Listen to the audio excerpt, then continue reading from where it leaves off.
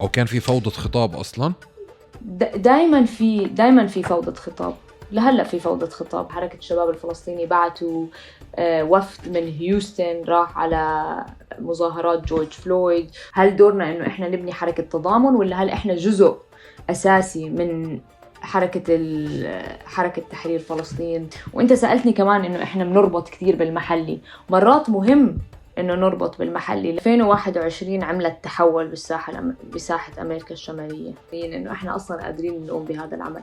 فهذا له طبعاً انعكاسه على أمريكا الشمالية وكيف الناس بتشوفه. بال أكشن ببريطانيا قدروا يخترعوا نموذج فعال جداً. اللي عم بيشتغل على الأرض بالجامعة هو اللي رح يقول لك كيف رح يصير الشغل، مش حدا مش موجود. بعرف إنه الإعلام العربي مرات بيجي بحكي إنه الطلاب لحالهم طلعوا وحطوا خيام وفجأة يعني صحي. مرحبا، أنا اسمي لورا الخوري من حركة الشباب الفلسطيني، موجودة هون بكندا. هذا الحوار كان جدا ممتع، لأنه إحنا كناس غرقانين بالعمل بأمريكا الشمالية، ويوميا منفكر بإيش ممكن نعمل وكيف ممكن نوجه عملنا. كان جدا ممتع إنه أقدر أدخل بالتفاصيل والتاريخ ناس موجودين بالوطن العربي يقدروا يفهموا إيش إحنا عم نعمل، ونرجع نربط هاي العلاقة مع بعض.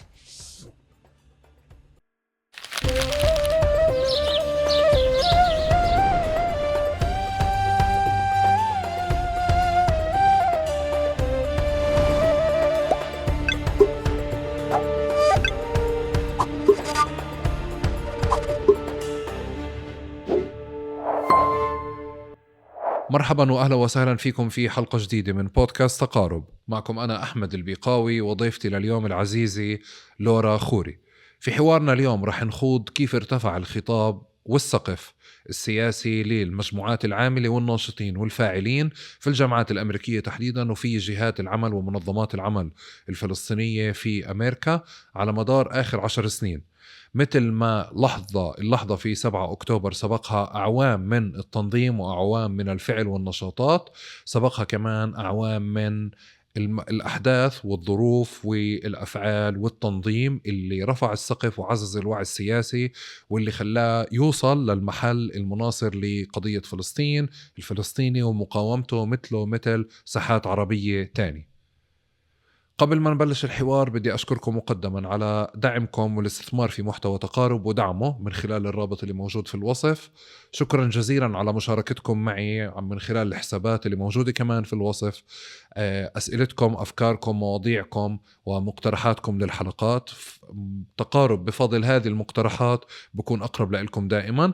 وشكرا على مشاركتكم هذه الحلقة، هذا الحوار وكل حوار تاني مع كل حدا ممكن يكون مهتم فيه. وبهيك منبلش. هلا ضايل آخر تنويه فعليا إنه الحلقة ما فيش فيها مونتاج مثل ما بتعرفي في تقارب.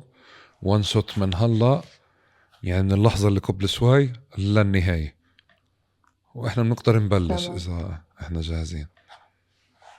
تمام. أهلا وسهلا تمام. فيك ونورت الكوكب، يعطيك العافية. أهلين فيك أحمد. أنتي بالعادي مرة تانية قديش مورنينج بيرسون، قديش بني آدم صباحية؟ الساعة عندك 9:15 هلا؟ نعم. وصاحي من لا، أي ساعة صباحية عشان ومسائية أنا. تنين. من أي ساعة صاحي فعليا عشان تزبط المقابلة هاي؟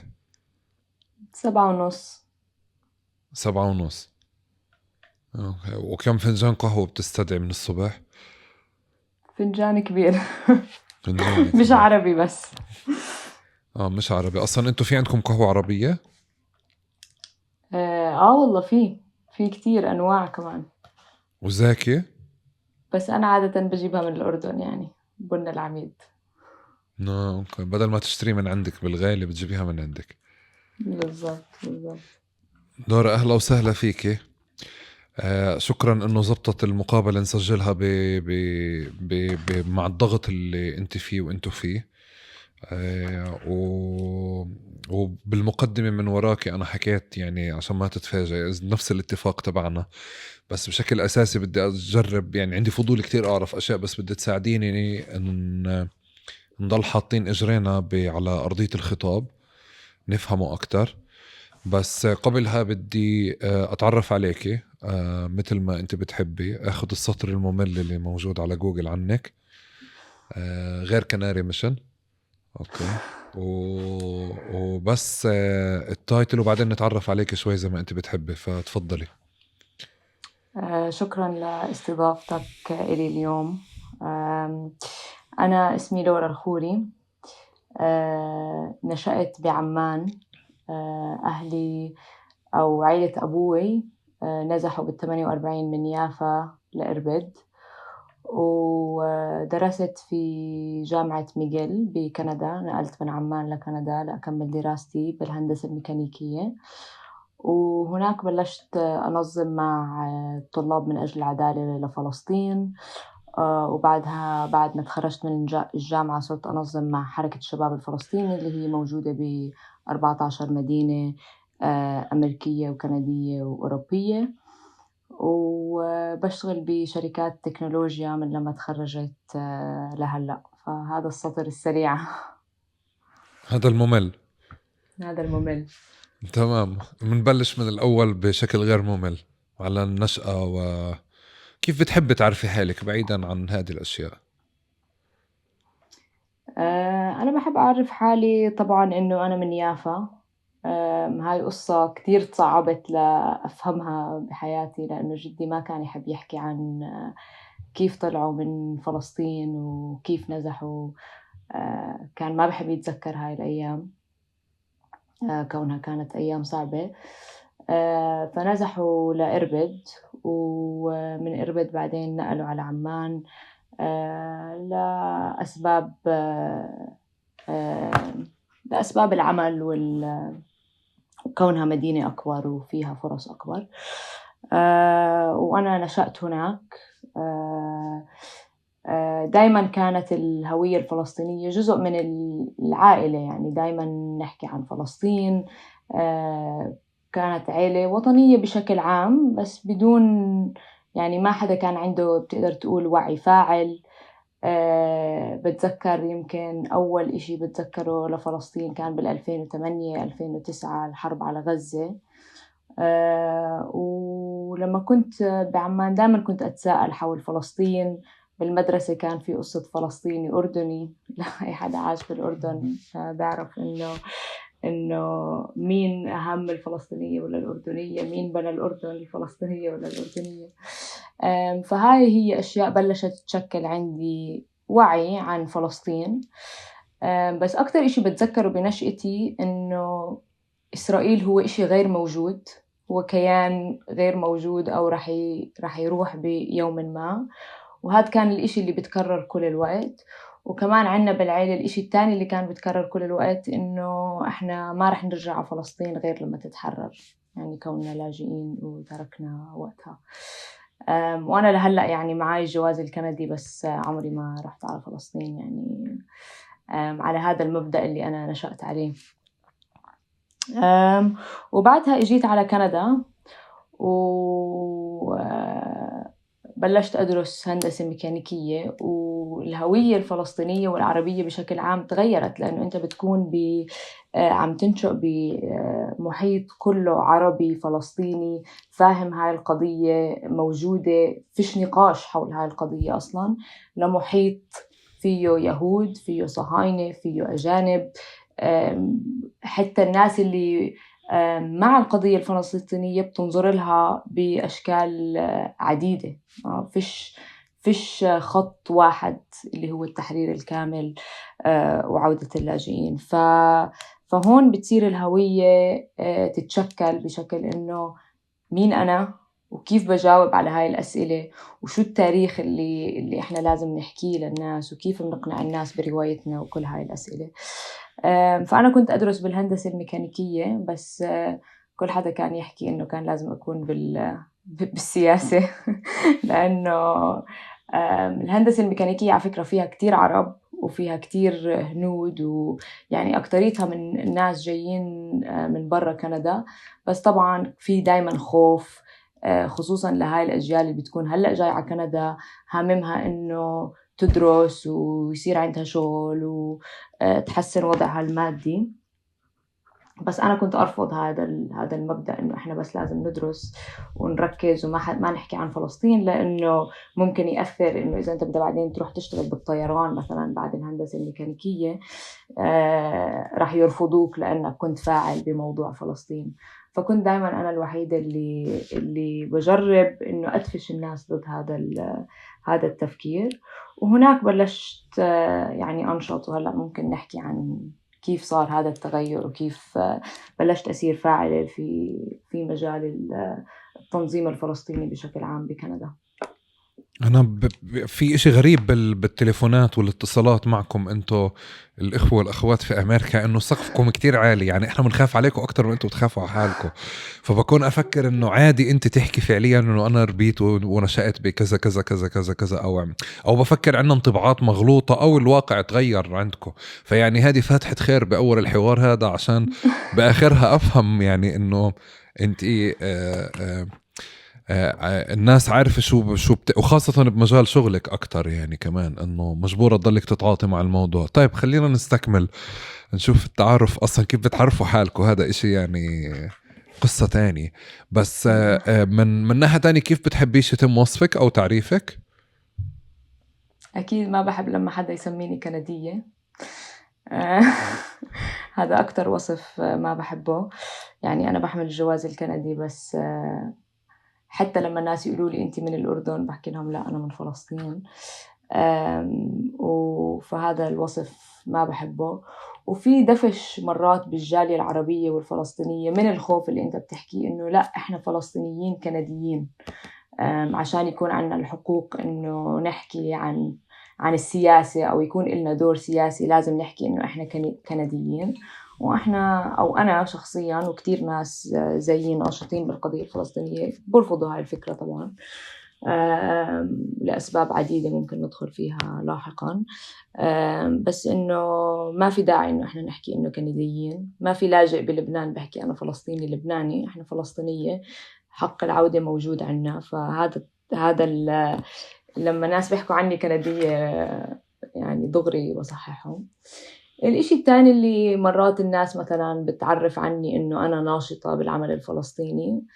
أنا كلمة ناشطة مش أو ناشط يعني مش أفضل تعريف بالنسبة إلي، لأنه بحس إنه صار في بأول الألفينات لما ما كان في مؤسسات فلسطينية جامعة أو أطر موجودة، ولا لما كنت بعمان ولا لما كنت يعني بكندا كان في مثلا طلاب من أجل العدالة لفلسطين، بس ما كان يعني ما كان منسق زي ما هو اليوم. وممكن نحكي عن هاي الأشياء. بس المهم إنه الناشط أو الناشطة هو شخص بيشتغل لحاله، عنده رؤية لحاله بيشتغل فيها، بنشط بإشي معين. أنا بفضل إنه الناس تعرف علي إنه أنا بنظم بإطار جامع فلسطيني له مشروع يوافق عليه العديد من الفلسطينيين والعرب. وهذا المشروع هو مشروع جماعي وما بزبط شخص واحد يشتغل فيه دون الباقي يعني.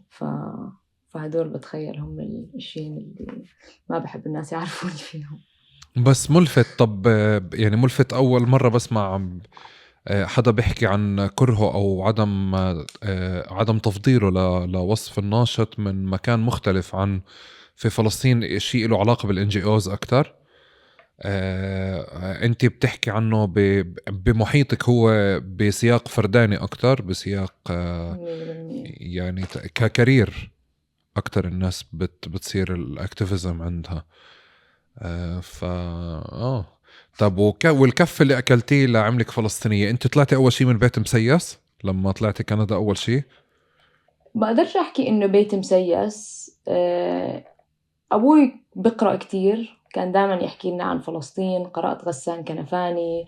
أبوي كان بقرأ لحنا مينا، للعديد من الكتاب الفلسطينيين، وبذكر طبعا أيلول الأسود بالأردن. بس يعني مش مسيس لدرجة إنه يكون في وعي متكامل وفاعل يعني. بس كان في بذور بتساعد على إنه يتكون عندي وعي.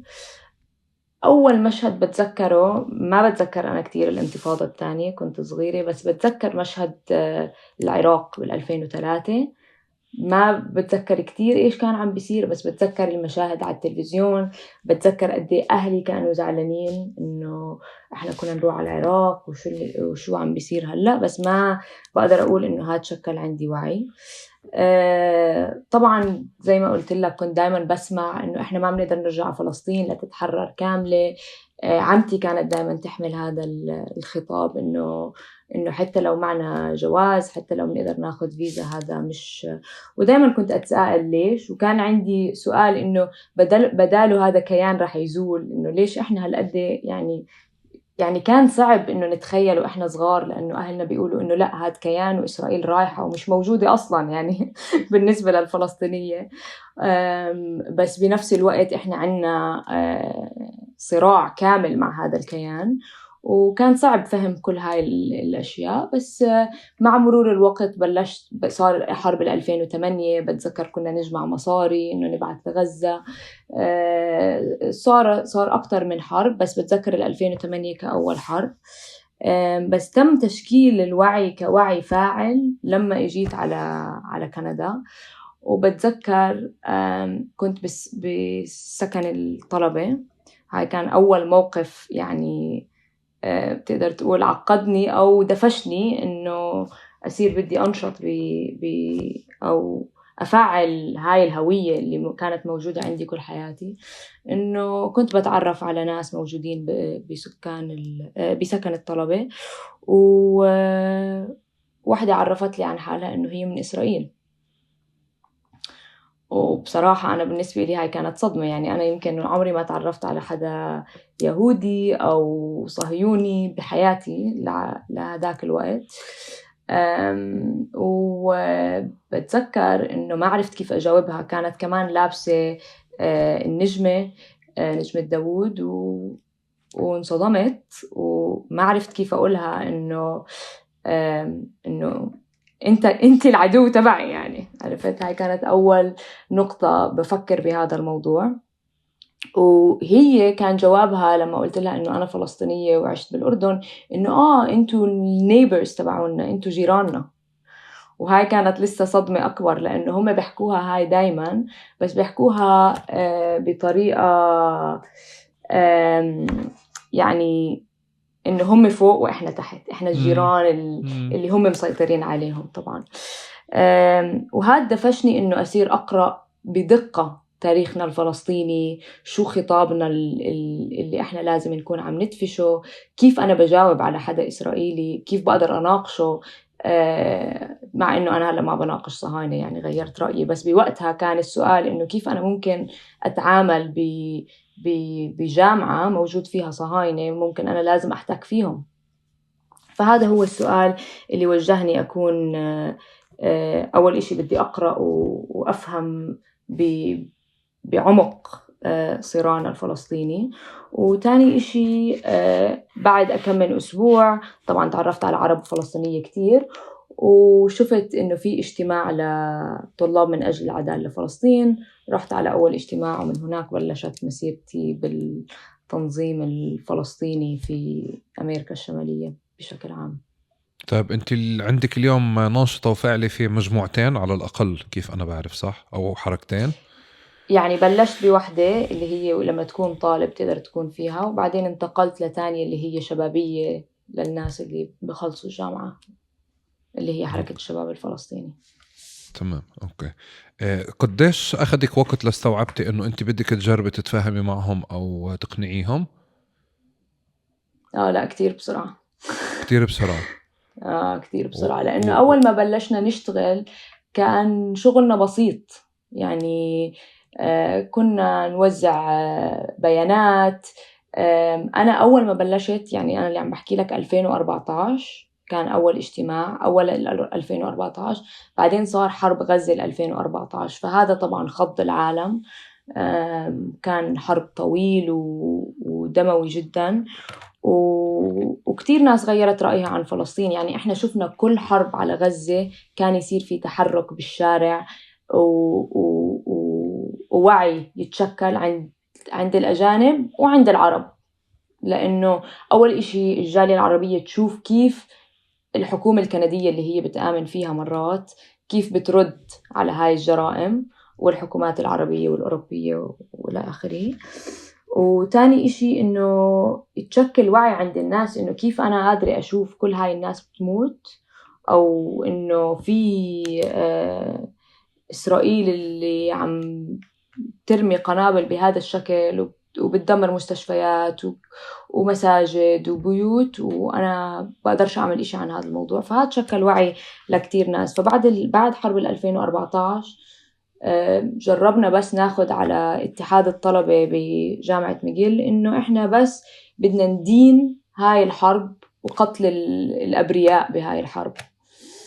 والصهاينة شنوا يعني حملة كاملة ضدنا، ما خلونا حتى نناقش هذا البيان اللي كان بده يمرق باتحاد الطلبة، على أساس إنه هذا ما بيمس بطلاب ميغيل، وما إحنا ما دخلنا بإيش بيصير بغزة.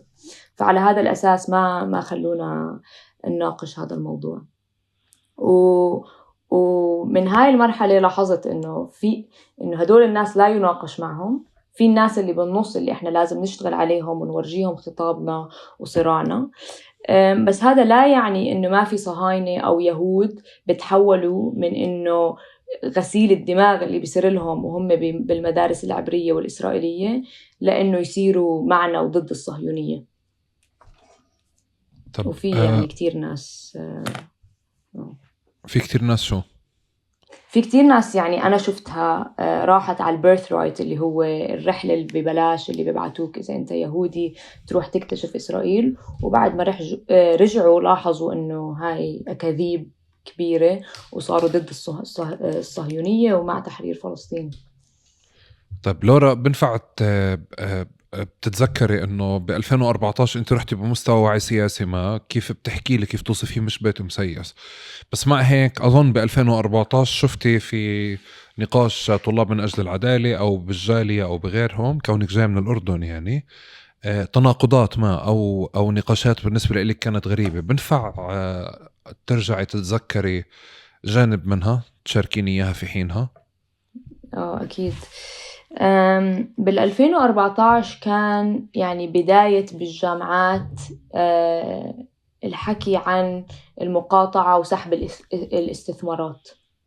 هذا كان هو النقاش السائد، وهذا اللي كان بتفشله كل طلاب الجامعات وطلاب من أجل العدالة بفلسطين، إنه إحنا لازم نمشي بيانات بالجامعات تطلب بسحب الاستثمارات ومقاطعة إسرائيل على بالشكل الأكاديمي. يعني بيكون في exchange programs أو كورسات معينة دخلها مثلا بجامعة تكنيون بالجامعة العبرية، هاي لازم تنقاس على أساس إنه هي بتدعم الاحتلال، وهي بتدعم يعني بوقتها كان في تركيز على الضفة وغزة، وكان البي دي اس يرسم سقف اللي هو سقف 67. وأنا بالنسبة لي هذا كان تناقض كبير، كوني حدا يعني جاي من الأردن وفيش نقاش حول فلسطين غير فلسطين كاملة. بس هذا كان نقاش يدور في الجامعات، إنه هل إحنا بنمشي على القانون الدولي اللي بيقول حل الدولتين وال67 وإيش حقوق الفلسطينية داخل يعني بالداخل الفلسطيني والضفة وغزة واللاجئين. فكان السقف بشكل يعني بشكل عام بالنسبة إلي كان السقف واطي، وكان في حتى خوف لاستعمال كلمة sanctions بالإنجليزي اللي هي يعني قطع العلاقات السياسية بين الدول، لأنه كانوا هم الصهاينة دايما يدفشوا خط إنه إذا أنت بتقطع علاقات مع هاي الدولة اليهودية فأنت بشكل ما عم بتكون عنصري ضد ناس معينة. وطبعا أكبر سلاح عندهم يا الصهاينة هو إنه أنت معادي للسامية، وهذا يعني كل حلفائهم من الحكومة للجامعات كانوا بيدفشوا بهذا السلاح، إنه أنتم معادين للسامية، أنتم بدكم تكبوا اليهود بالبحر. يعني نعرف كلنا هاي الأشياء اللي هم بيستعملوها ضدنا. فكان أنا بالنسبة إلي السقف واطي، ودايما كان في نقاشات لما إحنا نتهاجم إنه شو رأيكم عن المقاومة، وما كان في خطاب واضح مؤطر كيف بأمريكا الشمالية ممكن أنت تحكي عن المقاومة بشكل عام. فهذا كان السقف.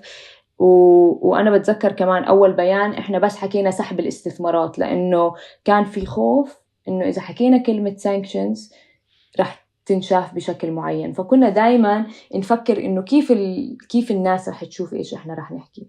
بس صار في تحولات كتير عبر السنين، من التجربة، من تراكم، من تأطر العديد من يعني الناس اللي بتنظم لفلسطين، وبنى تنظيمية قدرت إنها تضبط هذا الخطاب وتقوي يعني اللي بينظموا معاها، لأنه كيف تمشي هذا الخطاب بطريقة سليمة وتتصدى لأي هجمة ممكن تصير، إن كانت إنه ضد السامية أو أنتم معادين للسامية أو عن المقاومة أو غيره.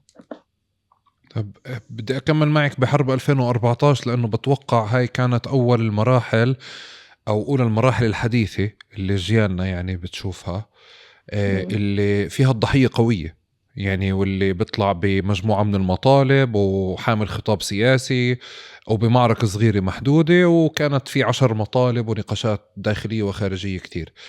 انت وصلتي قبل الحرب وبلشتي تتعرفي على شوية تناقضات ما قبل الحرب، صارت الحرب وبعدين عشتي ما بعدها.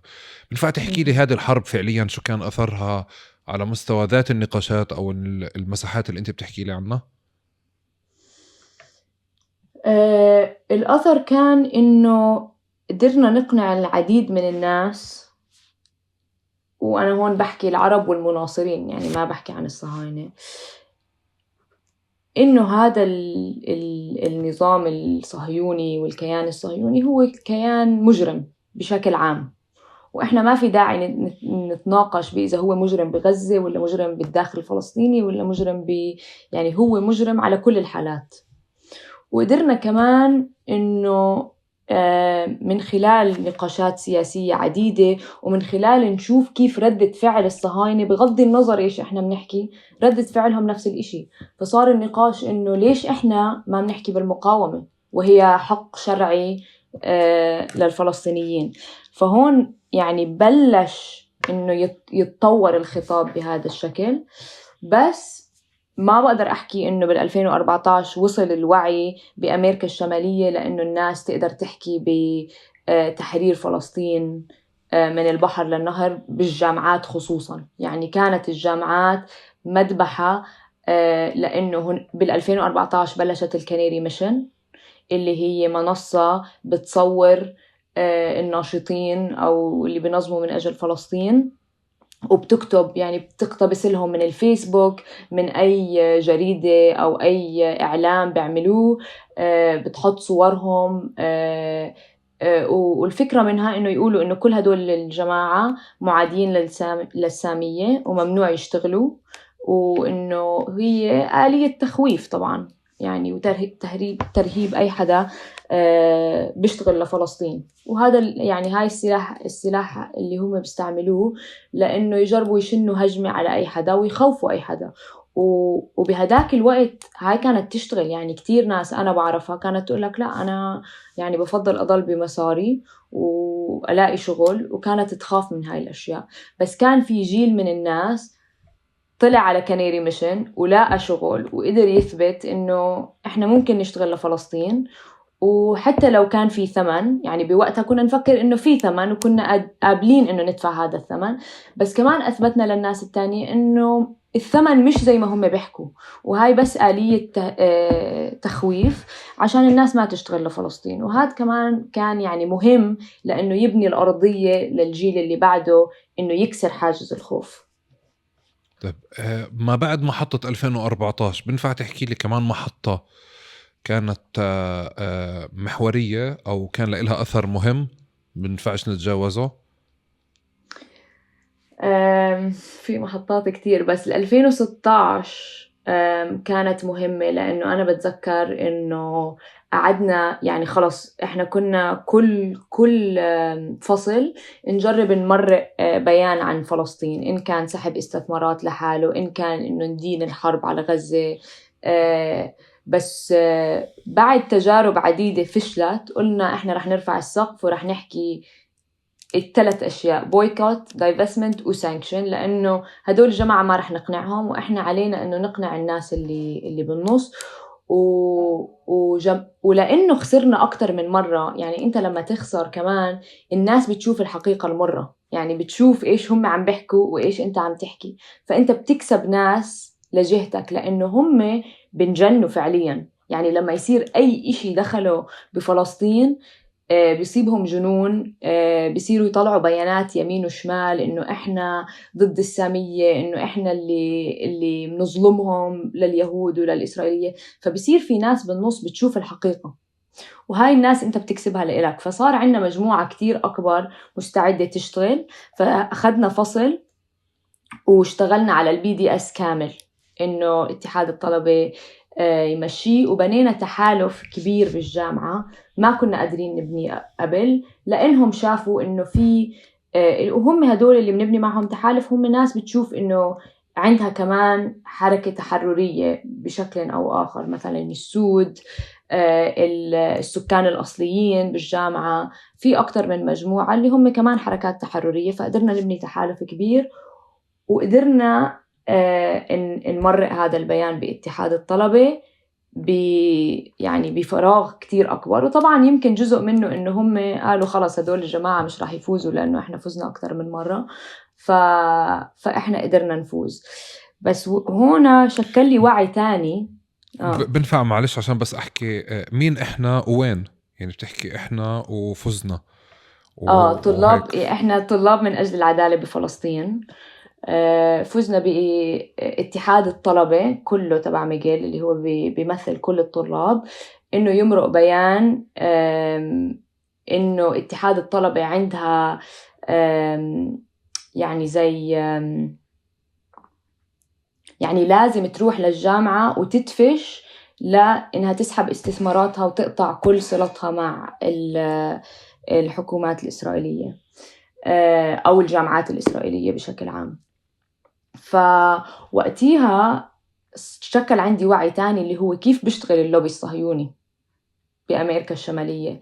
لأنه لما فزنا شنوا حرب كاملة على مستوى مونتريال، مش بس ميغيل. هي ميغيل أكبر جامعة بمونتريال وتعتبر بكندا هي الهارفارد تبعت كندا، فبالنسبة لهم هاي كانت خسارة فادحة. فإحنا شفنا كيف اللوبي الصهيوني بشن حرب عشان يوقف أي إشي يمشي لفلسطين.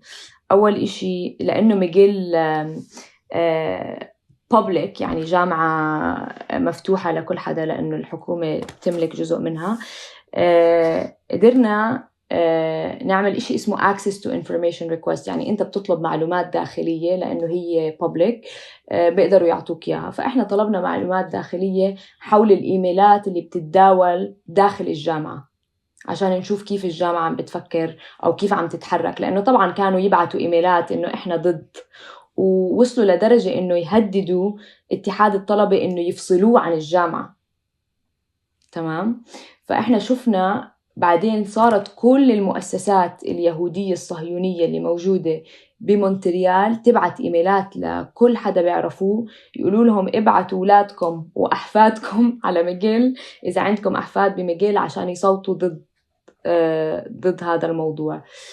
بعدين دخلوا ناس بمواقع معينة باتحاد الطلبة، منها بالجوديشال بورد اللي هو مسؤول عن يعني الأشياء القانونية باتحاد الطلبة، إنه يقدم كتاب كامل كيف الBDS هو عنصري ضد نيشن معينة واللي هي إسرائيل. فشنوا حرب على كل الجبهات، يعني فعليا على الطلاب. جابوا محاميين وقتها من نيويورك يكتبوا لهم إيش يحكوا، جابوا طالب يهودي وخلوه يكتب بيان كامل على فيسبوك ب12 ساعة كان عليه 1,000,000 شير ولايك وواصل لكل أهالي ميغيل. فهم شنوا حرب كاملة شاملة عشان هاي أول مرة بيصير في خسارة لللوبي الصهيوني بشكل عام بأمريكا. هذا ما كان بس بميغيل، كان في أكتر من جامعة كانت عم بتمرق هاي البيانات. فهذا شكل وعي إنه هم بانيين لوبي كامل منظم مؤسس مرتبط بالجامعات، مرتبط بالحكومة، له مؤسساته لحاله، فقادر يسيطر على الخطاب وعلى الإعلام على هاي المؤسسات. فلما كمان آخر إشي أحكي لك إياه إنه لما إجانا الأكسس تو انفورميشن ريكوست وطلعوا المعلومات، شفنا إنه كتير من الناس اللي بتتبرع لمجل بالملايين والبلايين من الدولارات بعتت إيميلات بتهدد إنه يطلبوا هاي الدونيشنز من قبل 10 سنين. يعني واحد يكون بال2005 متبرع يقول لك إنه إذا أنتوا ما بتبعتوا إيميل بتعملوا 1 2 3 أنا بدي ترجعوا لي مصاري. فقدرنا نشوف إنه إيش هي التأثيرات اللي بتلعب على الجامعة، وهذا شكل وعي حول كيف اللوبي الصهيوني بشكل عام بيشتغل بأمريكا الشمالية. عشان بس كمان أكون فاهم عليك صح، إحنا مش عم نحكي بس على تجربتك الشخصية، هلا تجربتك الشخصية كمان في إطار طلاب من أجل العدالة، يعني هذه نعم. هون في نقطة مفصلية ب2016. نعم، وهي صارت بالكثير من الجامعات إنه مرق الBDS وشنوا يعني زي حرب على الطلاب، وصاروا يلاقوا الطلاب اللي بينظموا ويجربوا إنه يحطوا صورهم أونلاين ويحطوهم على كانيري ميشن ويكتبوا عنهم مقالات بالجامعات وغيره. طب بنفع تحكي لي في حينها شو اللي خلى يعني شو اللي خلى هذا الأمر يمر في حينها 2016؟ بصراحة تطور هاي الأطر اللي كانت إلها فترة ما عم تشتغل على الأرض، وبعد حرب 2014 تفعلت وراكمت تجربة لسنتين، بنت تحالفاتها، طورت يعني كادرها بنقدر نقول، وكمان بلش يصير في تواصل بين الجامعات العديدة حول التكتيكات اللي بيستعملوها.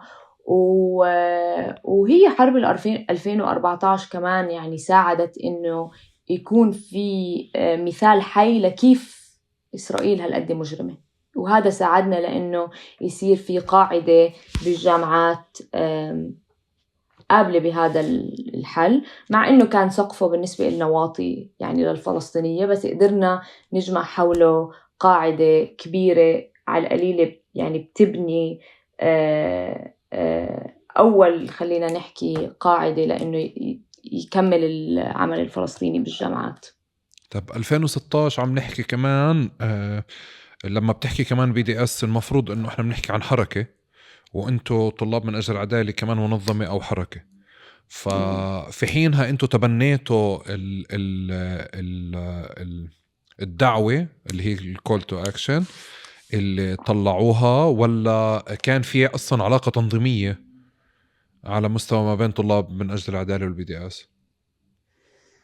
ما كان في علاقة على القليلة بأكترية الجامعات اللي أنا بعرفها، ما كان في علاقة. الBDS كان مطالب موجودة أونلاين تبنتها العديد من الجامعات، بس ما كان في حدا على الأرض عم بيشتغل. يعني أنا بتذكر وقتها بمونتريال مثلا كان في مجموعة BDS موجودة بالجالية، أكتريتها أجانب، بس هم بس بتمنوا مطالب BDS وبيشتغلوا عليها. يعني بيلاقوا تارجت مثلا شركة HP، شركة مش عارفة مين موجودة على لستة الBDS، وبجربوا يدفشوا ضدها أو يعني يدفشوا الناس إنه يشتغلوا ضدها.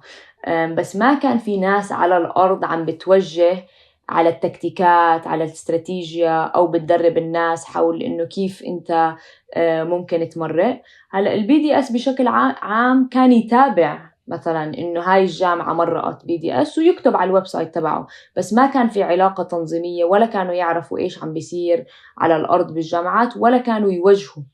وبتخيل هذا كان هو الإشي الناقص اللي بلش من خلال بعد 2016 إنه الجامعات تحس إنه لازم يصير في تواصل بين الجامعات، ولازم يصير في أطر تنظيمية بتراكم هاي التجربة وبترفع السقف اللي موجود بالجامعات، لأنه الفلسطينية والعرب أكيد ما كانوا مبسوطين بالسقف اللي كان موجود، وكان صعب إنك أنت ترفع السقف لأنه ما عندك بنى تنظيمية تحمل هذا السقف أو تحمل مطالبه أو تأطره بشكل معين. ما بس بعد البي دي اس ما كانوا موجودين يعني على الأرض. هسا أنا مش عارف كيف ما كانش موجود على الأرض. كنت أجل هاي النقطة بس ما أنك رجعت أكدت عليها. هم أوريدي عندهم في كل جامعة المفروض، أو يعني في كل منطقة في عندهم ناس منسقين أو ناس بتابعوا معهم أو ناس كذا. أوكي.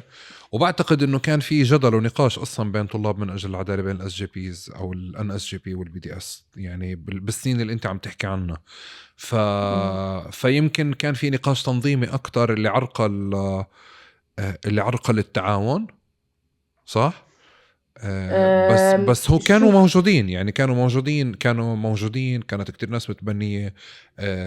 كان في قوائم كتير موجودة. اللي عم بستغرب منه انه عم تحكي لي انت او بجوز هذا المعلومة الجديدة انه في بعض الجامعات كان الحضور اكتر للاجانب، يعني سقف البي دي اس هو مريح للاجانب، والادوات اللي بيعطيها اياها كمان مريحة لهم. يعني هذا اللي انا يعني شوي عم هو بسمعه كمان جديد شوف ومتفاجئ. التاريخ مهم هون، لأنه بعد أوسلو كل الأطر التنظيمية اللي كانت موجودة بأمريكا الشمالية وقعت، ومنها اتحاد الطلبة بعد أوسلو وقع بأمريكا الشمالية أو ضل بواقي منه زي ما تقول. فهاي الأطر كلها راحت، واللي ضل هو حركات التضامن بشكل عام، اللي هم احنا بنسميهم هون يعني solidarity، يعني أجانب أكتريتهم متضامنين مع فلسطين، منهم NGOs، منهم حملات واسعة، بس ما في إشي كان تنظيمي، وهذا كان مسيطر على الساحة بشكل عام. فلما إجت البي دي اس هي حكت مع هاي الحركات التضامنية، تمام، وأعطتها توجه لوين تروح أو إيش مطالبها تكون. ونعم كان في منسق عام بأمريكا الشمالية كان يبعثوا إيميلات عن الوينز اللي بتصير، مثلا إنه هذا الكونتراكت بطل موجود، هاي الجامعة مرقت بي دي اس، يكتبوا بيانات، بس ما كانوا متغلغلين بالجامعات، ما كان لهم وجود بالمدن. أنا آسف. صح.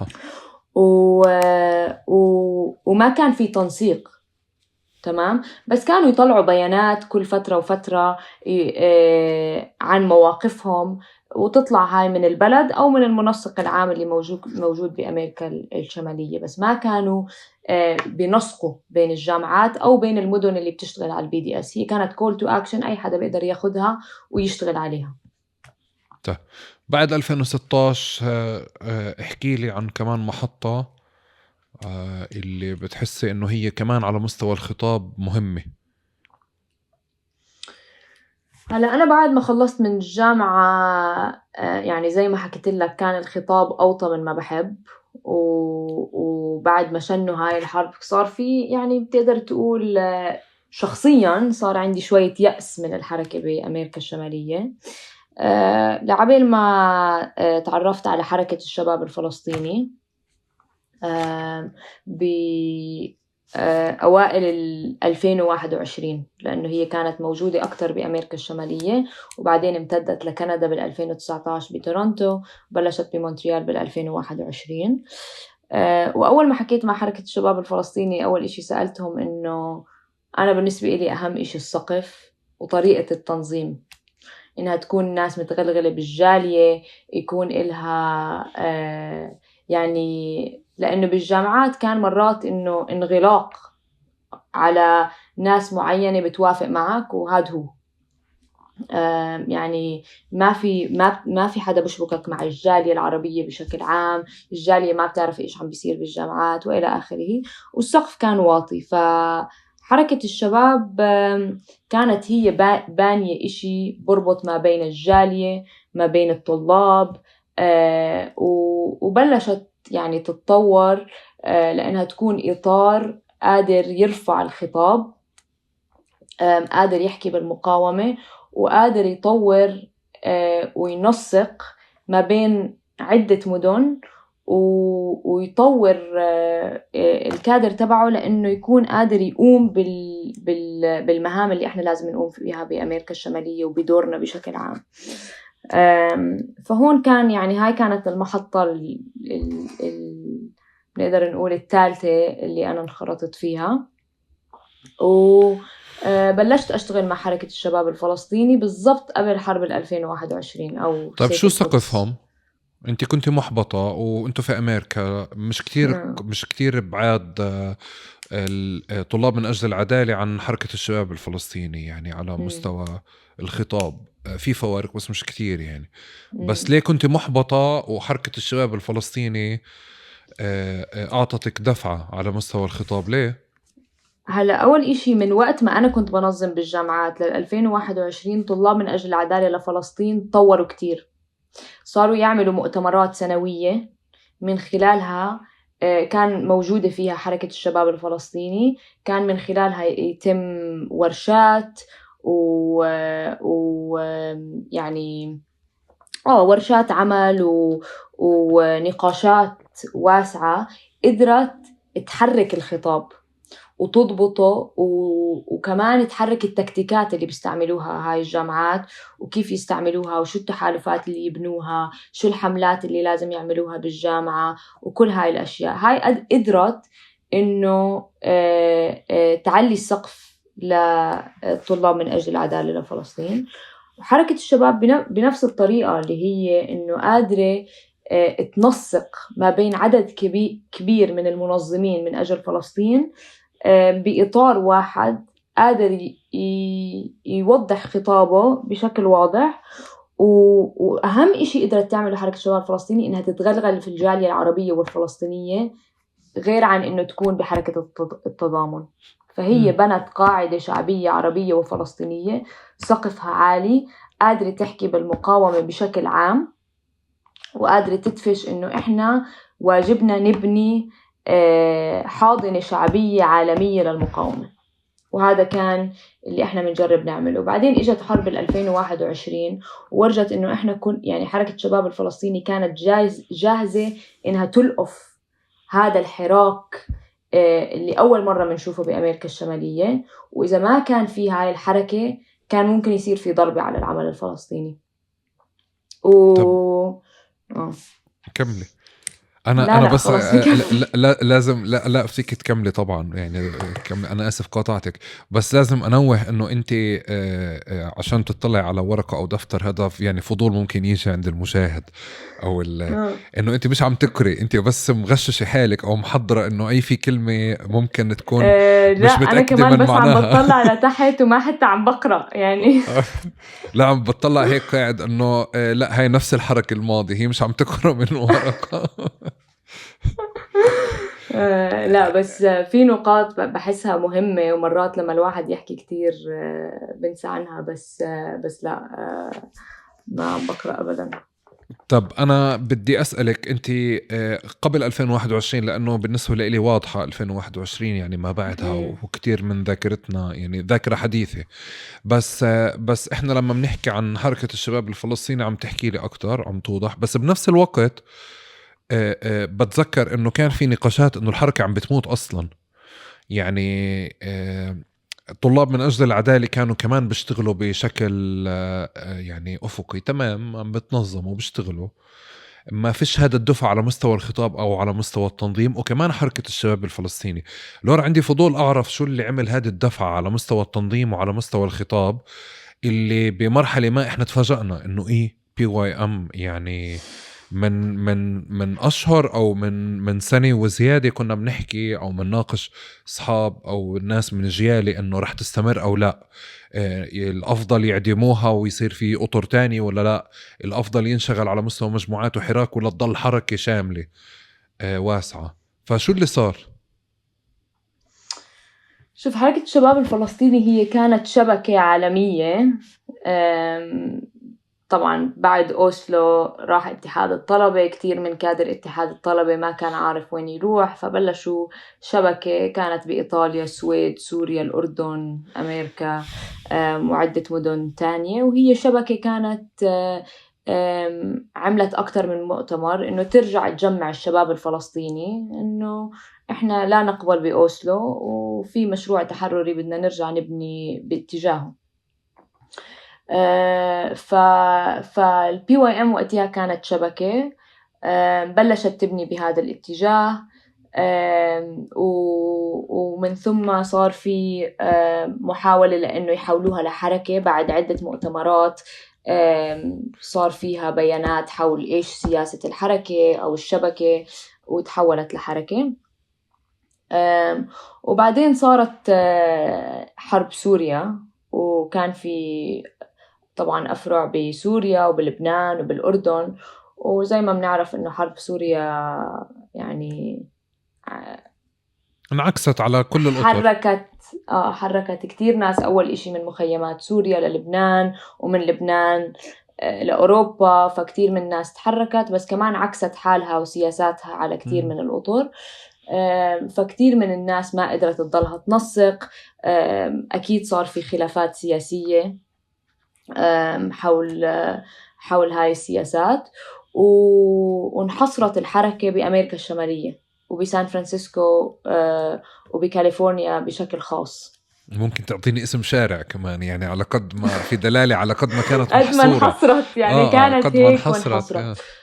وبتخيل إنه أكترية الناس اللي كانوا موجودين يعني كان قدامهم سؤال إنه هل إحنا بنقدر نكمل، يعني يضل في فرع من عدة أفرع وبطل في هذا الإطار الجامع، وشو يعني شو المهمة اللي قدامنا.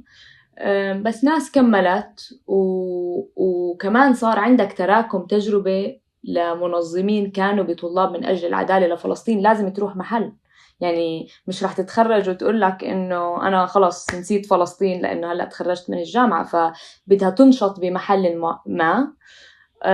ففي أكتر من حدا من طلاب من أجل العدالة لفلسطين راكموا تجربة، صار عندهم سياسة ووعي، بدهم يكونوا جزء من إطار معين، فالتحقوا بحركة الشباب، وكون عندهم هاي التجربة قدروا يوسعوا يجيبوا الناس اللي كانوا معاهم، فصار في مدن تانية. وهاي الناس أكتريتها تعرفت على بعض من خلال طلاب من أجل العدالة لفلسطين، فقدرت تبني أكتر من مدينة اللي هم كانوا أكتر مدن فعالين بالجامعات، دخلوا على حركة الشباب الفلسطيني، وكونهم عندهم تجربة تراكمت وسياسة طورت، قدروا إنه يرجعوا يبنوا التجربة من الصفر تقريبا بصراحة. يرجعوا يكتبوا مواقفنا السياسية ويناقشوها. وعشان أحكي لك أكتر عن حركة الشباب الفلسطيني وليش قدرت تنجح التجربة، لأنه كان في أشياء تنظيمية تعملها كل سنتين، كل سنة، كل 6 أشهر. في أدوات تنظيمية طورتها، قدرت إنها تضبط الخطاب ويصير في نقاش جماعي، وتقدر تجيب يعني الكل هذا اللي كان بتناقش بالجامعات وبتناقش على السياسات، وتقدر توصل لحل معين بيقبل فيه الفلسطيني، وسقف بيقبل فيه الفلسطيني، وخطاب بيقبل فيه الفلسطيني، وتطور عليه على مدى السنين. طب أنا عندي فضول، أنت أكتر مرة كررتي في حديثك عن الPYM والSGP ضبط الخطاب. الضبط من شو؟ يعني اليوم في محاولات ضبط ب2024 بعد الجامعات، خليها لآخر شيء. بس هي نفس الضبط اللي أنت بتحكي عنه ب2016 2017 2018 كان في محاولات ضبط بتشبه اليوم، أو كان في فوضى خطاب أصلا؟ دايما في فوضى خطاب، لهلأ في فوضى خطاب. بس اللي قدرت تعمله حركة الشباب الفلسطيني إنه هي تكون الريفرنس اللي أول حدا بيطلع المطالب تبعتنا. مثلا يعني بأول الحرب بأكتوبر كان في نقاش واسع بأمريكا الشمالية إنه إيش مطالبنا إحنا بهاي اللحظة. طبعا مطالبنا الرئيسية هي التحرير، بس إحنا هلا بهاي اللحظة شو مطالبنا.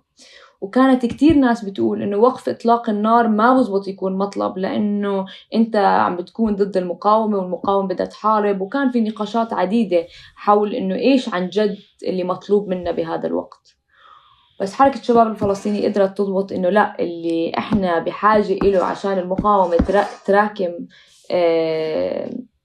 وعشان ما يصير في هجمة كاملة على الفلسطينيين بكل أماكن وجودهم، هو أول مطلب هو إنه وقف إطلاق النار. وهذا الإشي اللي إحنا بنقدر نضغط له يعني بأمريكا الشمالية. وبعد فترة بيّن إنه هذا مزبوط، لأنه قدرنا نلم قاعدة أوسع حولنا بتطالب بوقف إطلاق النار، وبعدين في مطالب تانية منها إنه إنهاء الاحتلال،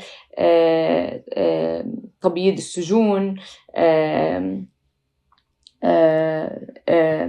رفع الحصار عن غزة. وبعدين طبعا طورت كتير من هاي المطالب لما صار إنه رفع إنه قصدي يوقفوا ضرب اليمن لما صارت الحرب على اليمن، أو لما صارت أمريكا وبريطانيا وفرنسا عم تضرب اليمن، فتطورت هاي المطالب. بس كان في حدا لازم يوجه إنه ليش إحنا هاي مطالبنا، وعلى أي أساس، وإيش السياسة اللي بنتبعها عشان تكون هاي مطالبنا، وإيش دورنا أصلاً إحنا بأمريكا الشمالية. تمام. بس هذا بجاوب اليوم ما بجاوب سابقا. خليني أرجع أتذكر أنا وياكي وقت استشهاد باسل الأعرج مثلا كان مشاركة الPYM بالنسبة لي ملفتة.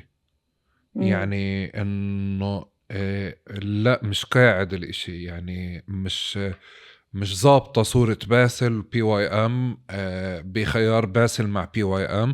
فصرت أفكر إنه في إشي قاعد بتغير، أو أنا هيك تنبهت أول إشي إنه في إشي على مستوى الخطاب بتغير. بعتقد إنه هذا أوكي بقعد مع الإشي اللي أنت بتشرحي لي عنه، فكرة كيف الإشي كيف الخطاب بتراكم وعلي سنة بعد سنة سنة بعد سنة. وخاصة أنه 2014 مرة تانية كانت مؤسسة لفكرة المقاومة المسؤولة السياسية اللي عارفة شو بتعمل وعارفة شو بتساوي. لاحقا بعتقد كمان بهديك الفترة كان في نقاش برضو على انه اوكي الPYM قاعدة بتشتغل وفي ناس اكتر قاعدة بتنضم، فصار في سؤال اكثر اللي هو بامريكا على مستوى محلي، على مستوى انه صار في اكثر من فعالية، اكثر من اطار تنظيمي مش بس فلسطيني. فبظن 2020 وقت فلويد صح؟ مزبوط. كان في مرحلة مفتاحية ما قبل 2021. احنا بنقفز دايما من 2014 16 ل 2021، بس انا بفكر انه ما زلت يعني بضل ادور على هذا الامر، انه قديش العامل المحلي في امريكا بالتعاطي مع بقية المجموعات عمل فارق على مستوى التنظيم وعلى مستوى الخطاب. وهون بدي استذكر اشي، بدي ارجع ل 2014 وما قبلها.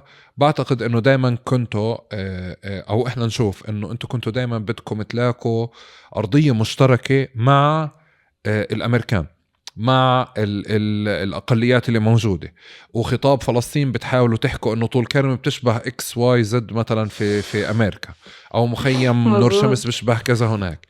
اليوم انتوا فعليا يعني حاطين ورا ظهركم فكرة انه كولومبيا او الارض اللي مبنية عليها جامعة كولومبيا في لها سياق استعماري، او في لها 1 2 3 4 5 من المعطيات. سابقا كنتوا اصلا بتقدموا الاشي. فبعتقد في اشي ب 2020 انا بحس انه لازم ياخد يعني لازم ياخد حقه من التفكير بيني وبينك هلا، عشان نفهم انه هذا العنصر المحلي وهذه المرحلة تحديدا شو كان اثرها على مستوى قوة الافراد اللي بتبنوا هذا الخطاب، وكمان ارتفاع السقف ما قبل 2021. مزبوط. هلا جورج فلويد كانت مفصلية بالحراك بشكل عام بأمريكا الشمالية كسياق محلي، و كانت يمكن أول مرة بيصير في مشاركة فلسطينية بهذا الحجم بحراك زي هذا. يعني إحنا بحركة الشباب الفلسطيني بعتوا وفد من هيوستن راح على مظاهرات جورج فلويد، وإنه إحنا الفلسطينية مع السود. وإحنا يعني بنآمن إنه هاي التحالفات مهمة، لأنه إحنا كلنا أقليات موجودة بأمريكا، صعب إنه نشكل أي ضغط إذا ما بنبني هاي التحالفات. فمنشوف إنه هاي تحالفات مهمة، وطبعا في تحالفات منشوفها أهم من تحالفات تانية، وهاي حسب أكتر من إشي. يعني إنه قديش يعني في حركات تحرر عديدة، في منهم مشتتين، في منهم هم ما عندهم أطرهم، أو هم مش يعني بين بعض مش متفاهمين. وفي أطر قوية بانية قاعدتها، عندها خطاب سياسي واضح إحنا قادرين نبني معها. اللي صار بجورج فلويد واللي كان له يعني أثر إيجابي وأثر سلبي على الحراك بشكل عام، إنه جورج فلويد كان حراك واسع، حرك كتير ناس بعدة مدن، حتى أنا بتذكر إنه وصل لمونتريال. فكان حراك جدا واسع. بس المشكلة بجورج فلويد إنه ما كان في إطار بنى تنظيمية قادر يمسك هاي اللحظة، واللي هو أدى لكتير ناس تدخل وتدفش أجنداتها العديدة، خلينا نحكي. تمام. وهذا كان درس يعني للحركات الموجودة بأمريكا الشمالية بشكل عام، لأنه أنت عندك الفوضويين أو الأناركيين شافوا إنه حراك واسع زي هاد هي أرضية خصبة إنه هم يروحوا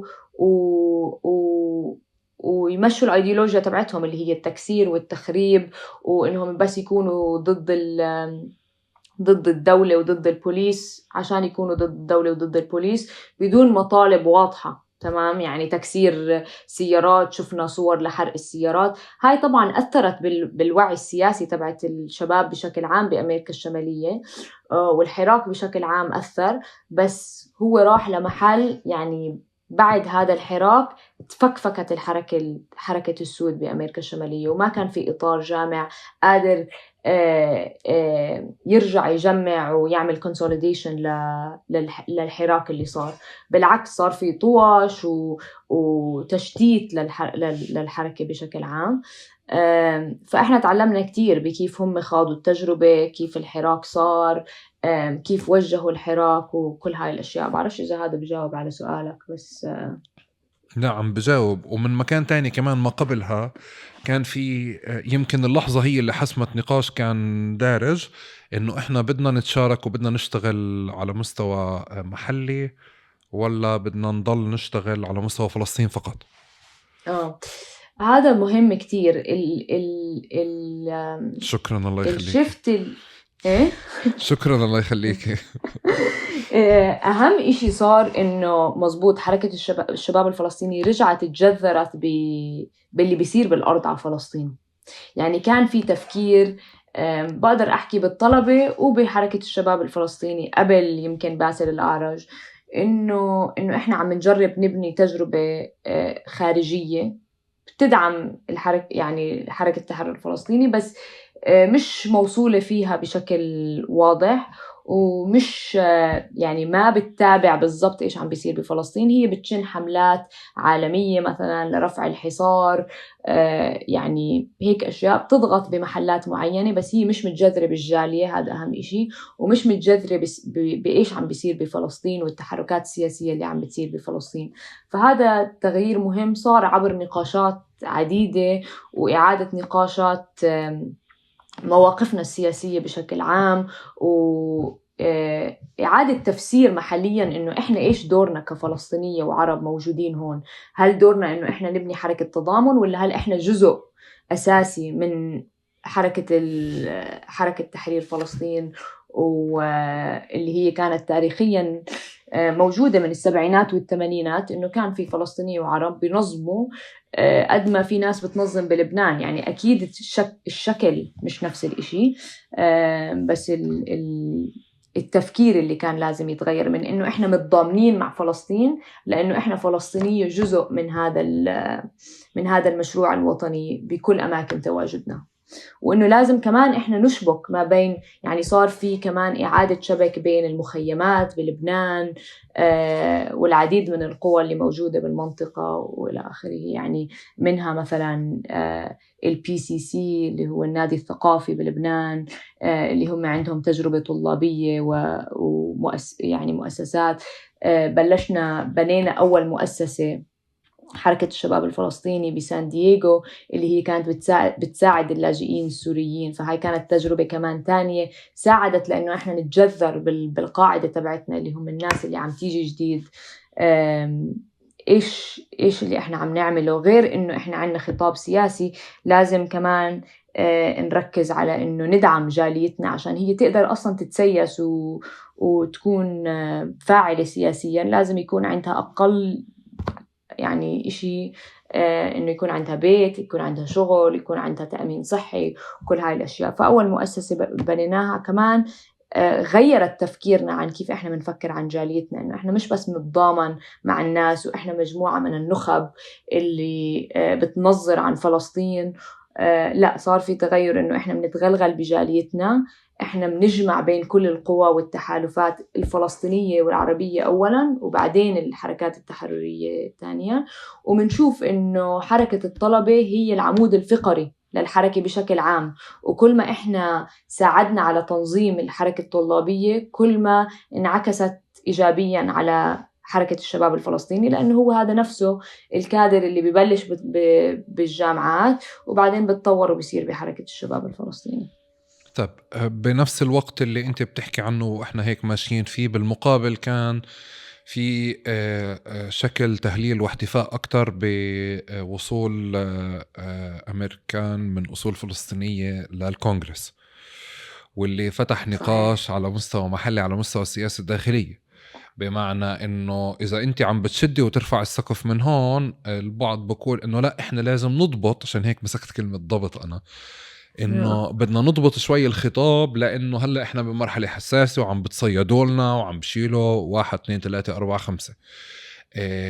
بعرف انه على سبيل المثال الملاحقة اللي صارت لرشيدة، منعها وكذا، بكيف هي تصرفت بعدين، بقدر أشوف هذا جزء من الضبط للخطاب ولا شكل النقاش. بس بنفس الوقت لورا بعتقد بتوافقيني أنه صار في نموذج لنشاط سياسي أو عمل سياسي مختلف عن اللي أنت بتحكي فيه. هذا قديش أثر على شغلكم؟ شوف، احنا بنآمن انه لازم نتفش على كل الجبهات. يعني احنا بنآمن انه كل التكتيكات مهمة، وانه لازم يصير في ضغط على بكل المحلات تواجد الفلسطينية، إن كانت سياسياً اجتماعياً أو حتى باتحادات الطلاب والعمال وغيره. وفي مؤسسات فلسطينية أصلاً بس بتشتغل على الإلكتورال بوليتكس، اللي هي إنه مين تدخل على الكونغرس ومين ما تدخل، وهي مؤسسات فلسطينية يعني. فهاي تكتيكات مهمة. بس كمان يعني صار في تغيرات كتير عبر الوقت. يعني كان في مرحلة إنه الجالية الفلسطينية والعربية بس بتفكر إنه الطريقة الوحيدة اللي إحنا ممكن يصير في أي نوع من التغيير، وأنا بحكي خصوصاً عن السن الأكبر، إنه أي نوع من التغيير لازم يمر من خلال تصويت وكونغرس وتغيير بالفورين بوليسي الأمريكاني من خلال هاي الأدوات. تمام. مع الوقت وبعد ما طلعوا رشيدة طليب وكمان إلهام عمر كانت نموذج تاني، يمكن راح بطريق شوي مختلف عن رشيدة طليب، بعد أكتوبر، يعني بعد حرب أكتوبر هاي اللي صارت على غزة، صار في تناقض وضح لجاليتنا العربية والفلسطينية، إنه إحنا مهما إيش عملت إسرائيل ومهما إيش إحنا عملنا وقديش صوتنا وعملنا بيتيشنز ووقعنا وسوينا، هاي سياسة مرتبطة بإسرائيل بإشي جذري اللي هو مصالحها الاقتصادية والعسكرية. فبغض النظر إيش إحنا بنعمل، أمريكا ما رح تغير الفورين بوليسي تبعها غير لما يصير في ضغط بيهددها بشكل ما أو بيهدد إسرائيل من هناك. يعني هدول هم. فصار في قراءة للجيل الأكبر إنه لا، إحنا كنا مفكرين إنه ممكن نعمل إشي من خلال الكونغرس، وأنا سمعتها من كتير ناس بالجالية، بس وضح لنا إنه لا، هدول كندا لا دخلهم بالديمقراطية ولا بحقوق الإنسان ولا بيآمنوا بكل هاي الأشياء. ووضح لهم هذا الإشي من خلال هاي الحرب اللي هي كانت قتلت 40,000 واحد، ما ضلش إشي بالقانون الدولي ما شطبت عليه إسرائيل. ومع كل هذا بيطلعوا الرؤساء الأمريكان والكندية والأوروبية وبيحكوا مع إسرائيل وبدعموهم بالسلاح وبالدبلوماسية وبكل هاي الأشياء. فوضح لجاليتنا إنه مثلا أول مرة بيصير الuncommitted votes، ما بعرف إذا سمعت عن الuncommitted votes. شو احكي لي فالuncommitted votes بلش بميشيغان، اللي هي ولاية موجود فيها أكبر عدد فلسطينية وعرب بأمريكا. ولأول مرة بدال ما يحكوا إحنا بدنا نصوت لهذا الشخص، قرروا إنه هم بدهم يكتبوا uncommitted votes، يعني إحنا ضد كل التصويت هذا وضد بايدن بشكل معين، لأنه عادة يعني العرب كتير منهم بصوتوا للديمقراطيين. فهاي كانت تكتيك جديد صار بعد ما تشكلت هاي التناقضات للجالية العربية والفلسطينية، ودارتها كتير من المؤسسات اللي عادة تقدر تحكي هي ليبرالية أو مش راديكالية يعني بتفكيرها. فتشكل وعي جديد حول إنه كيف أمريكا وإسرائيل شو العلاقة الجذرية اللي بينهم. وإنت سألتني كمان إنه إحنا بنربط كتير بالمحلي. مرات مهم إنه نربط بالمحلي، لأنه مرات في ناس بتفكر إنه لا، أمريكا هي الملاك، عرفت، الديمقراطي اللي بيمشي مع حقوق الإنسان. ومهم إنه إحنا نربط إنه لا، أمريكا مش بس في مشكلة مع إسرائيل لأنه هي بتحب إسرائيل، لا، هي في مشكلة جذرية دخلها بكيف هي بتقود سياساتها الإمبريالية وسياساتها العسكرية والاقتصادية ضمن يعني الرأسمالية الموجودة، وكيف هي بدها تمشي هاي السياسات.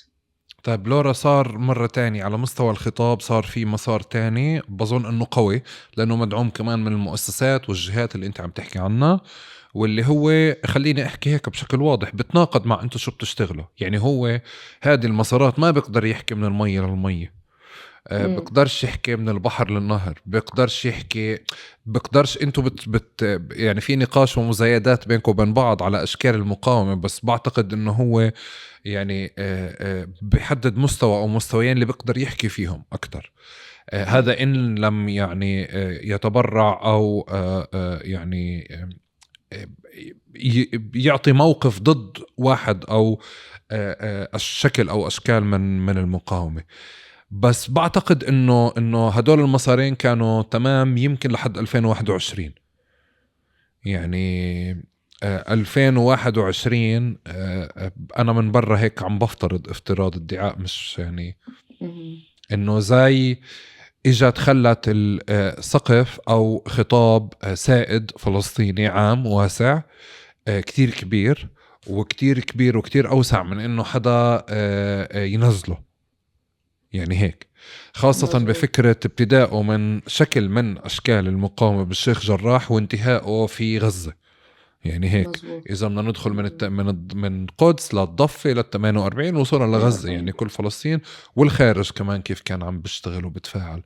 فبعتقد إنه صار في حدث هون اللي كمان ساعدكم يعني. ومن مكان تاني بكون أفكر وانت قاعدة بتحكي انه احنا مش عم نناقش جيلي وجيلك اللي هو مش هلا هو عم بنصب الخيمة. يعني مؤسف انه الواحد يكون هيك عم بيستثني حاله، بس مش احنا اللي بننصب الخيمة قاعدين في الجامعات. يعني بقدر ما انه الناس اللي وعيت شوي ب 2014 2020 2021 كانوا بشكل او باخر متفاعلين مع الحدث، واليوم فعليا هم سنة اولى منهم بالجامعات. شوف، أنا بقرأها إنه هذا تفكير بفرق جيل عن جيل.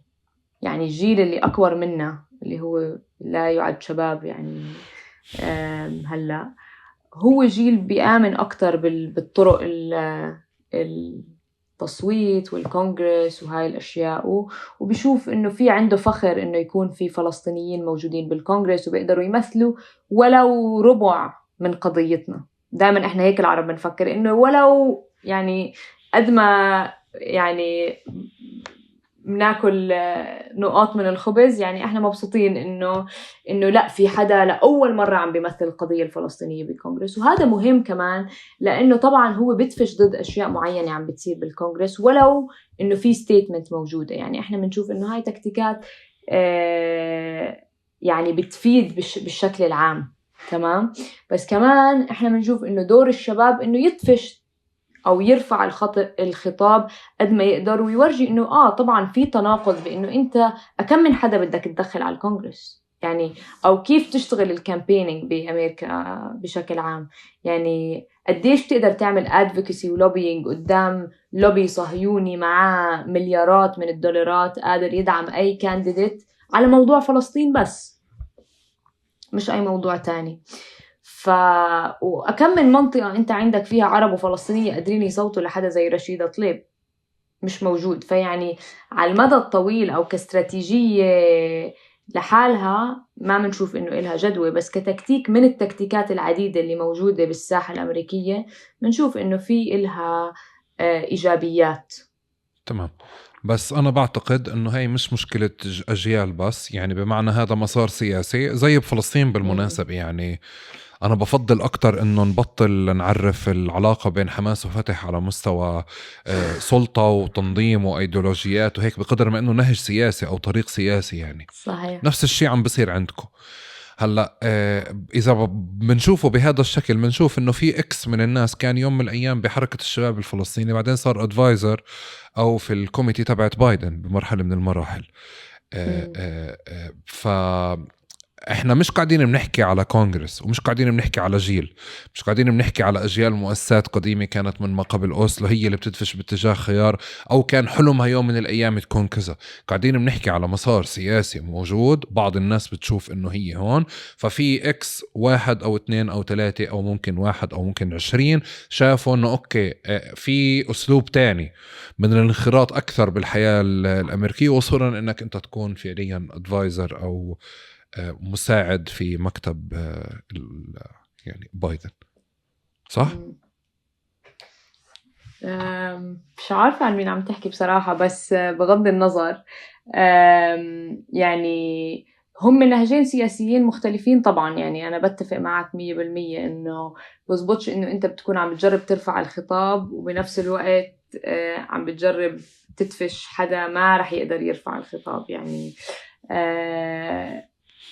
هذا الاشي مزبوط. بس يعني احنا بحركة الشباب الفلسطيني منجرب انه النهج يكون انه احنا لازم نضغط. يعني الطريقة الوحيدة لانه يكون في اي تغيير امريكي، واحنا شفنا لما الطلاب صلهم بيعملوا اشياء ديمقراطية اذا بدك، وبمرقوا بيانات وبيضغطوا على الجامعة وبيبعتوا ايميلات وبيعملوا بيتيشنز، وما صار في اي نوع من انواع التغيير. لما اجوا وقعدوا ونصبوا خيم وقالوا احنا مش متحركين، هذا سبب ضغط على المستوى الامريكي. يعني بايدن عمره ما كان يحكي عن ايش بيصير بالحركة الطلابية لعبين ما صار في هذا النوع من الضغط، لصار كل يومين بيطلع بعطي خطاب عن موضوع الطلاب. فاحنا منآمن تاريخيا، يعني مش انه لورا اخترعت هذا النهج السياسي. تاريخيا بأمريكا الطرق اللي صار فيها الضغط كانت هاي الطرق اللي هي وقت حرب الفيتنام، وقت أفريقيا الجنوبية. كل هاي إذا أي حدا بدرس التاريخ وكيف أثرت دور المنظمات اللي كانت موجودة بأمريكا الشمالية وبأوروبا، كانت من خلال ضغط على الأرض بفعل، يعني direct action. بيحط النظام يعني بربط ايديه زي ما احنا بنقول. بيقدرش كم من واحد بدك تعتقل، يعني انت صرت معتقل 2000 واحد ومش ظابط معك. كم من خيمة بدك تقيم. فهذا الضغط هو بيستنزف الجامعات، بيستنزف النظام بشكل عام. بيصير هو خايف على انه يضبط، نرجع للضبط، انه يضبط الحراك الداخلي اللي موجود عنده. فبصير هو لازم يقدم تضحيات، منها ممكن تكون سحب الاستثمارات، منها ممكن انه بايدن بغض النظر اذا احنا بنآمن رح يفعل ولا ما رح يفعل، انه يطلع ويحكي انه انا ما رح ابعت سلاح لاسرائيل اذا بيكملوا. فهذا ضغط حقيقي على الارض ما حدا قدر يعمله بالكونغرس يعني تاريخيا. بجانب هاي العوامل اللي بنحكي عنها كلها، في إشي كمان اللي بعتقد تطور المقاومة وحضورها شجاعتها في الضفة، في القدس، في غزة بالأكثر، ساهم بتغيير شيء ما. بمعنى يعني أنا بكون أسمع إنه بلينكن بمؤتمر صحفي بيطلعوا بقول استلمنا ملاحظات حماس بشكل إيجابي ورح ندرسها. فأنا بصفن إنه نعم، يعني وبتحكيها عادي. يعني عادي هيك. بيطلعوا مسؤولين أمريكان بيحكوا بهذا الشيء. فبالوقت اللي ممكن قبل 10 سنين أو 12 سنة ما حدا كان بيطلع فيهم أصلا، يعني ولا حدا كان بيطلع أو بناقش ملاحظات فلسطينيين، خليني أحكي يعني بشكل عام بعيدا عن ملاحظات حماس ولا غيرهم، بأفضل أحوالنا يعني. ففي كمان فكرة انه في شيء بامريكا عم بتغير بالنظرة للفلسطينيين بالحالة السياسية الداخلية، ما بعرف بحضور القضية الفلسطينية، بالمسألة اليهودية، باللوبيات اليهودية، اللي كمان بيغير من التفاعل اللي انا بظن محتاج افهمه عشان اقدر افهم اكتر، لانه مش كل إشي فلسطيني. يعني لو البيئة فعليا بالكامل زي ما هي ب 2012 مش كتير كان 2024 بنشوفها بهذا الشكل يعني. بصراحة 2021 عملت تحول بساحة أمريكا الشمالية، وهي عملت تحول لسببين. السبب الأول إنه إحنا بلشنا بقصة الضحية، اللي طبعا الأجانب كتير بيحبوها، إنه أنت عم بتطلع حدا من بيته، وهاي الفلسطيني ضحية هذا الاحتلال المجرم. وإحنا دائما ندفش ضد هاي فكرة الضحية، لأنه إحنا مش بس ضحايا، إحنا يعني منقاوم، شعب يقاوم. فهي بلشت بهاي القصة اللي هي بأول يعني الشيخ جراح، هي اللي بلشت تجذب الناس، إنه هاي الضحية اللي عم تنقام من بيتها، وهاي الفيديوهات اللي بلشت تنتشر، وإنه سيف شيخ جراح، إنه إحنا بدنا ننقذهم للجماعة. فهي بلشت هاي قصة الضحية، لعبين ما تحولت هاي قصة الضحية لعمل مقاوم بالكل الفلسطيني اللي إحنا جيلنا عمره ما شافه. يعني كانت لكتير ناس صدمة أول إشي، وتاني إشي لأنه إحنا يصير في انتصار، يعني إنه غزة تجاوب على القدس، ويصير في مقاومة بكل فلسطين، وتوقف الحرب دغري. هاي كانت يعني يصير في وقف إطلاق نار. هاي كانت صدمة لكتير ناس، هاي رجعت الأمل لكتير ناس إنه لا، إحنا في ناس شغالين وعم بيشتغلوا على الأرض. وورجت كمان كتير من الناس الموجودين هون إنه إحنا إيش دورنا، إنه في مدن نزل فيها 100,000 شخص، إنه صار في انعكاس سياسي بكل أماكن تواجدنا، صار في توسع كتير كبير لحركة شباب الفلسطيني ولا الحركة الطلابية ولا كتير من المؤسسات الفلسطينية الموجودة. لأنه يعني إحنا وصلنا طلبات انتساب عمرنا ما شفناها بحياتنا. وكمان هذا كان درس مهم، إنه كيف الواحد بتوسع بحراك زي هاد.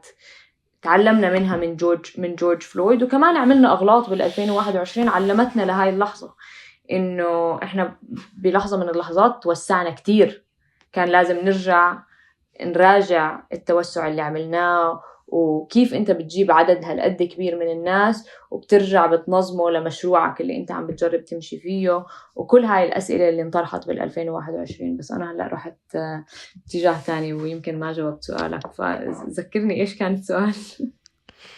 لا أنا كنت كمان عم بحكي على فكرة على مستوى محلي أمريكي.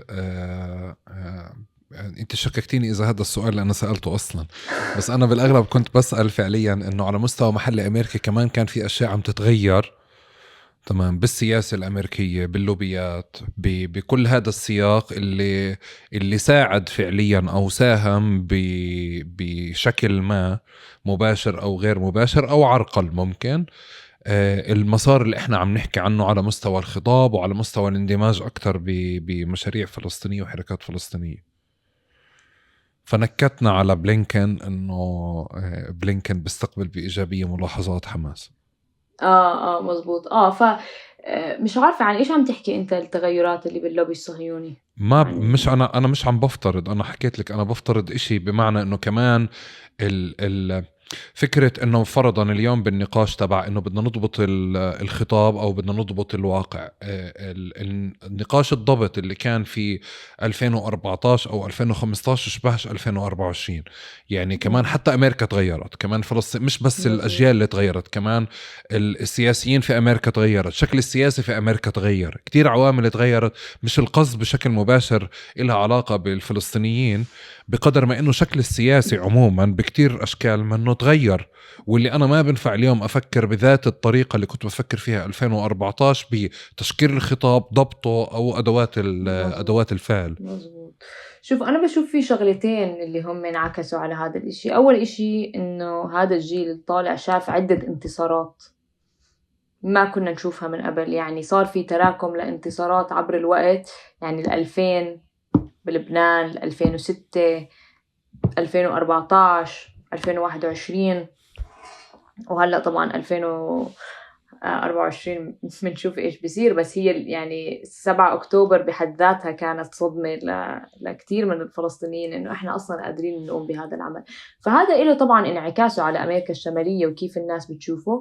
وكمان الانعكاس الثاني إنه الحركة اللي موجودة هون بشكل واسع جذرت حالها باللي بيصير بفلسطين وبالمقاومة وبالمقاومة بلبنان وكل هاي الأشياء، وصارت يعني هي تنظر للأرض كهي الفاعل، وإحنا يعني اللي منكمل على الفعل اللي بيصير على الأرض، مش إنه إحنا بنشتغل بوادي هم بيشتغلوا بوادي. هذا الإشي الأول. تاني إشي إنه إحنا قدرنا نبني تحالفات ونسير بمساحات قادرين نأثر على أشياء معينة. يعني مثلا في حزب يساري اسمه ال DSA Democrat Socialists of America، هدول جربوا يطلعوا كانديديت صهيوني، وهم يعتبروا حالهم يعني اليسار الليبرالي إذا بتقدر تحكي.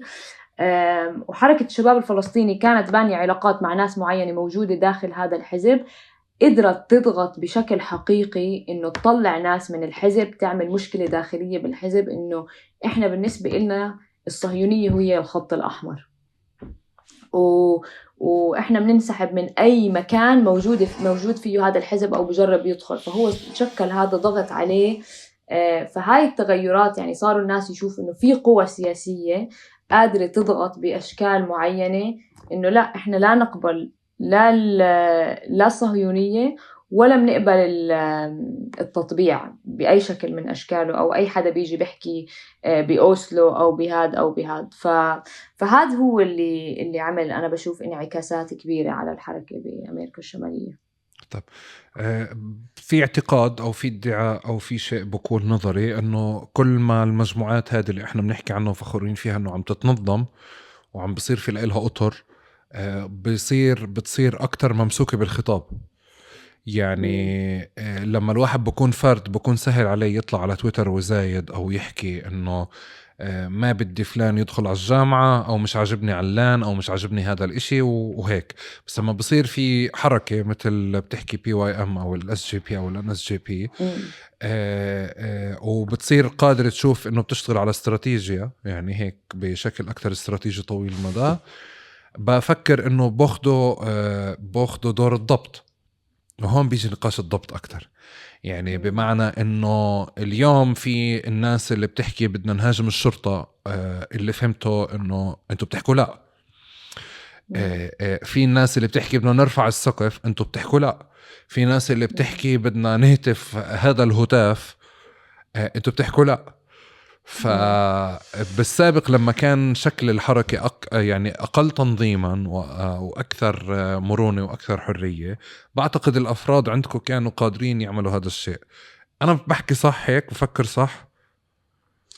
في أشياء صح وفي أشياء غلط. يعني شوف، كان في خوف موجود بالساحة إنه ما حدا كان، يعني كانت كتير ناس ما حتى تقدر يعني يصير فيه هتاف فيه كلمة resistance. يعني هاي كانت الكلمة يعني إنه أنت خلص دغري معادي للسامية، وأنت بتنادي بالviolence وبالعنف وكل هاي الأشياء. فإحنا لأنه قادرين نبني هاي البنى التنظيمية قدرنا نرفع السقف بمحل من المحلات، وبنقدر نتناقش أكتر بالهجمة اللي صارت بعد أكتوبر 7، وكيف إنه إذا إحنا مش باينين هاي البنى التنظيمية كان يعني صار في هجمة كاملة على العمل الفلسطيني. وبمحل من المحلات مزبوط إنه لما أنت يكون عندك استراتيجية ويكون أنت باني بنى تنظيمية هالقد كبيرة، ما بتقدر توقع بالفخ اللي هم بدهم إياك توقع فيه عشان يودوك على المحاكم أو عشان يدخلوك بمتاهات معينة. أنت بتبطل قادر تلعب الدور اللي أنت مفروض تلعبه. فمزبوط موجود. يعني في مثلا الفوضويين أو الأناركيين بيعتقدوا إنه لما يصير في حراك شعبي واسع من هاي، يعني هو غطاء لهاي الأعمال، أعمال الشغب اللي هي إنه أنت بتكسر أو بصير تضرب الشرطة. بس إحنا عنا الاستراتيجية أوضح من هيك أو أعمق من هيك، إنه إحنا الشرطة مش مشكلتنا الأساسية، هي الشرطة بتنفذ سياسات موجودة مش بس داخليا بأمريكا، بس بهمنا لسه أكتر خارجيا. تمام. أو مثلا هلأ بحركة الطلاب، يعني لما أنت بتحط خيمة وأنت صلك عم تبني سنين على حملة سحب الاستثمارات، أنت عندك مطالب واضحة للجامعة إنه أنا بدي أسحب الاستثمارات. تمام. بس بيجي عندك ناس فوضويين أو أناركيين بيقول لك لا، أنا بدي الشرطة تيجي عشان أشتبك مع الشرطة. فهاي يعني بت يعني بتغير البوصلة تبعت المنظمات اللي صارها عم تبني سنين وعم بتجرب توجه ضغط، وبنفس الوقت لكتير ناس بتخرب، يعني هي أعمال تخريبية مش منظمة ما بتساعد على البناء بالمدى الطويل. طيب خليني يعني أوكي، أنت أخذت الإكستريم تبع اللي هو التخريب والتكسير والاشتباك مع الشرطة، بالرغم أنه اليوم صار في وجهة نظر يعني مع بال أكشن ونشاطهم فعليا انه كمان هذا النقاش في شكل منه صار تمام وعم بيعمل نتائج وعم بشكل ضغط.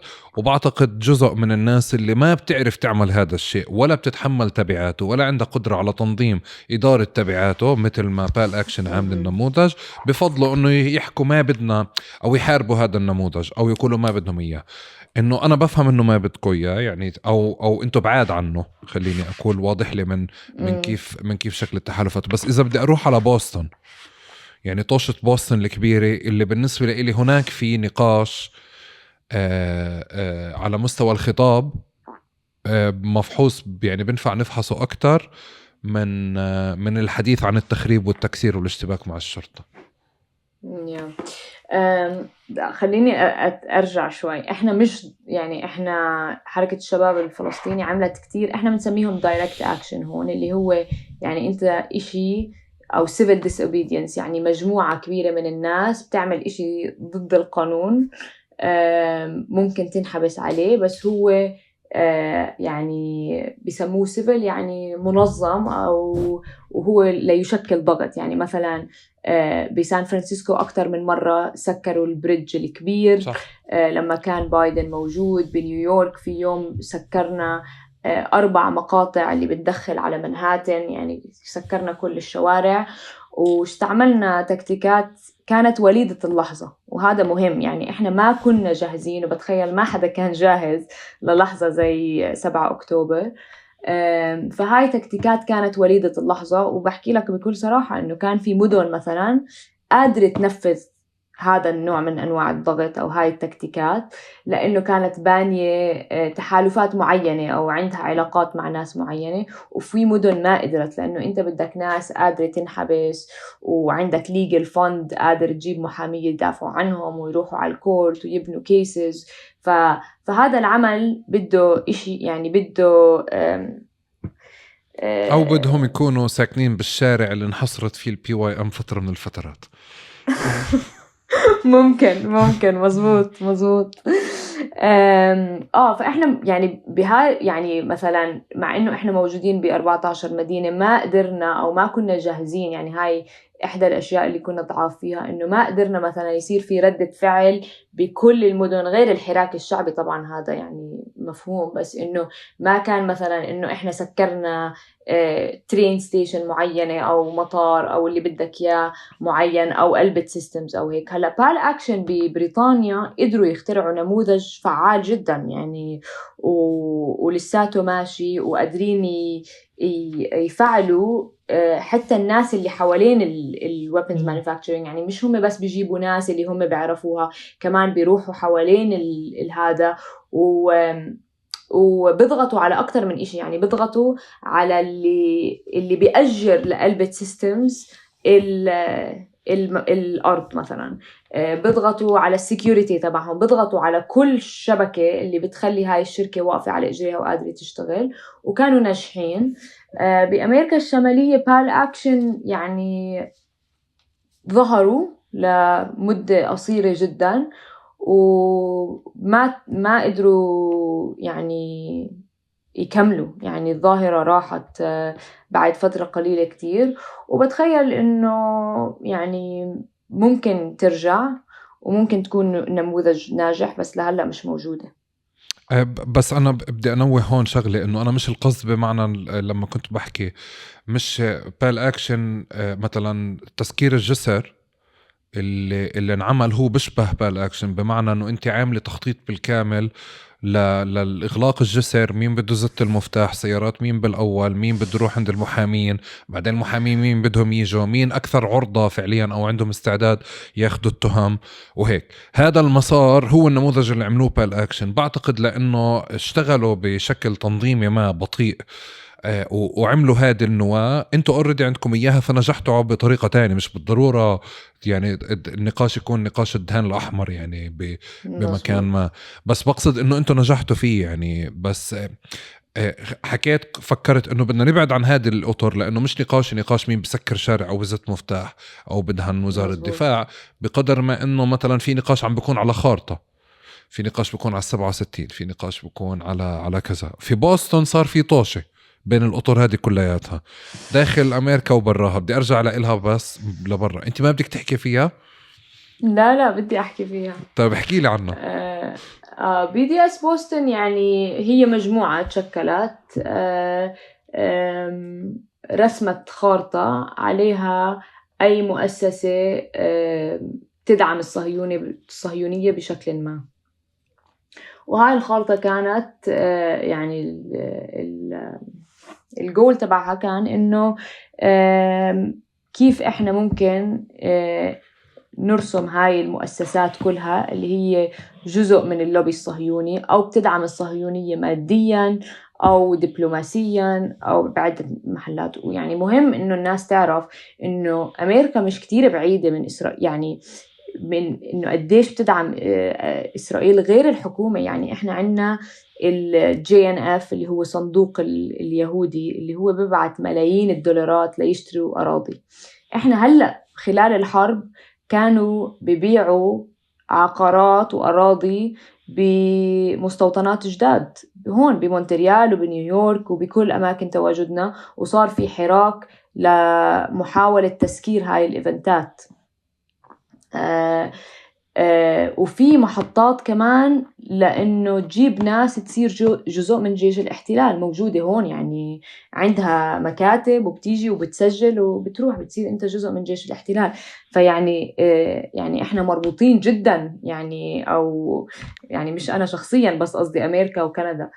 فاللي جربوا يعملوه BDS بوسطن إنه يرسموا هاي الخارطة عشان الناس تصير تخطط إنه كيف إحنا كجالية عربية ومناصرين وأجانب ممكن نبلش نفكر بإنه كيف إحنا بنضغط على كل هاي المؤسسات أو منوقف صلتها أو بنضغط عليها لتوقف صلتها مع إسرائيل ومع الصهيونية. وبعدين طلع بيان من البلد من جهات معينة إنه هاي الخارطة هي معادية للسامية. من مين طلع؟ وهذا كان البيان. في حينها طلع من المقاطعة. وإحنا حركة الشباب الفلسطيني أخذنا موقف ضد هذا البيان، ووقعته أكترية القوى اللي موجودة بأمريكا الشمالية، لأنه أولاً هم مش موجودين على الأرض بأمريكا الشمالية، يعني ما بيشتغلوا، مش موجودين، ما عندهم علاقات، ما بيعرفوا إيش الشغل اللي عم بيصير بالمدن. عندهم منسق عام موجود بيتابع إيش بيصير حول BDS، وهاي هي. فهم قرروا يطلعوا بيان عن إشي هم مش موجودين فيه. وتاني إشي إحنا بالنسبة إلنا أي إشي بدعم الصهيونية هو مشكلة ولازم نواجهه، ودورنا هو إنه نواجه الصهيونية. فكان غريب إنه إشي بيواجه الصهيونية يسمى يعني ضد السامية. فإحنا أخذنا موقف ضد هذا، لأنه إحنا بشكل عام بنآمن إنه أي إشي بدعم الصهيونية بأي شكل من أشكاله هو عدونا يعني. طب هذه الحالة أثرت على مستوى الخطاب أو على مستوى يعني النقاش اللي احنا اليوم ما بعد 7 أكتوبر أو النقاش اللي عم بصير اليوم لضبط الخطاب هو امتداد لنقاش بوسطن؟ لأنه اللي أنا بسمعه اليوم هو شبيه بهديك المرحلة. يعني شوف، هاي القوة مش كتير موجودة يعني بأمريكا الشمالية، تمام. فالقوة اللي موجودة هون على الأرض هي شغالة. يعني مثلا في مؤتمر موجود فيه 15 مؤسسة رح يصير بشهر 5 لجمع كل المؤسسات والناس اللي بتشتغل من بعد أجل يومين رح فلسطين. يصير، هو مش بشهر 5، احنا بشهر 5 والمؤتمر كأنه بعد بعد يومين أو يومين، يعني 3 بعد يعني. 10 أيام، بعد 10 آه. أيام.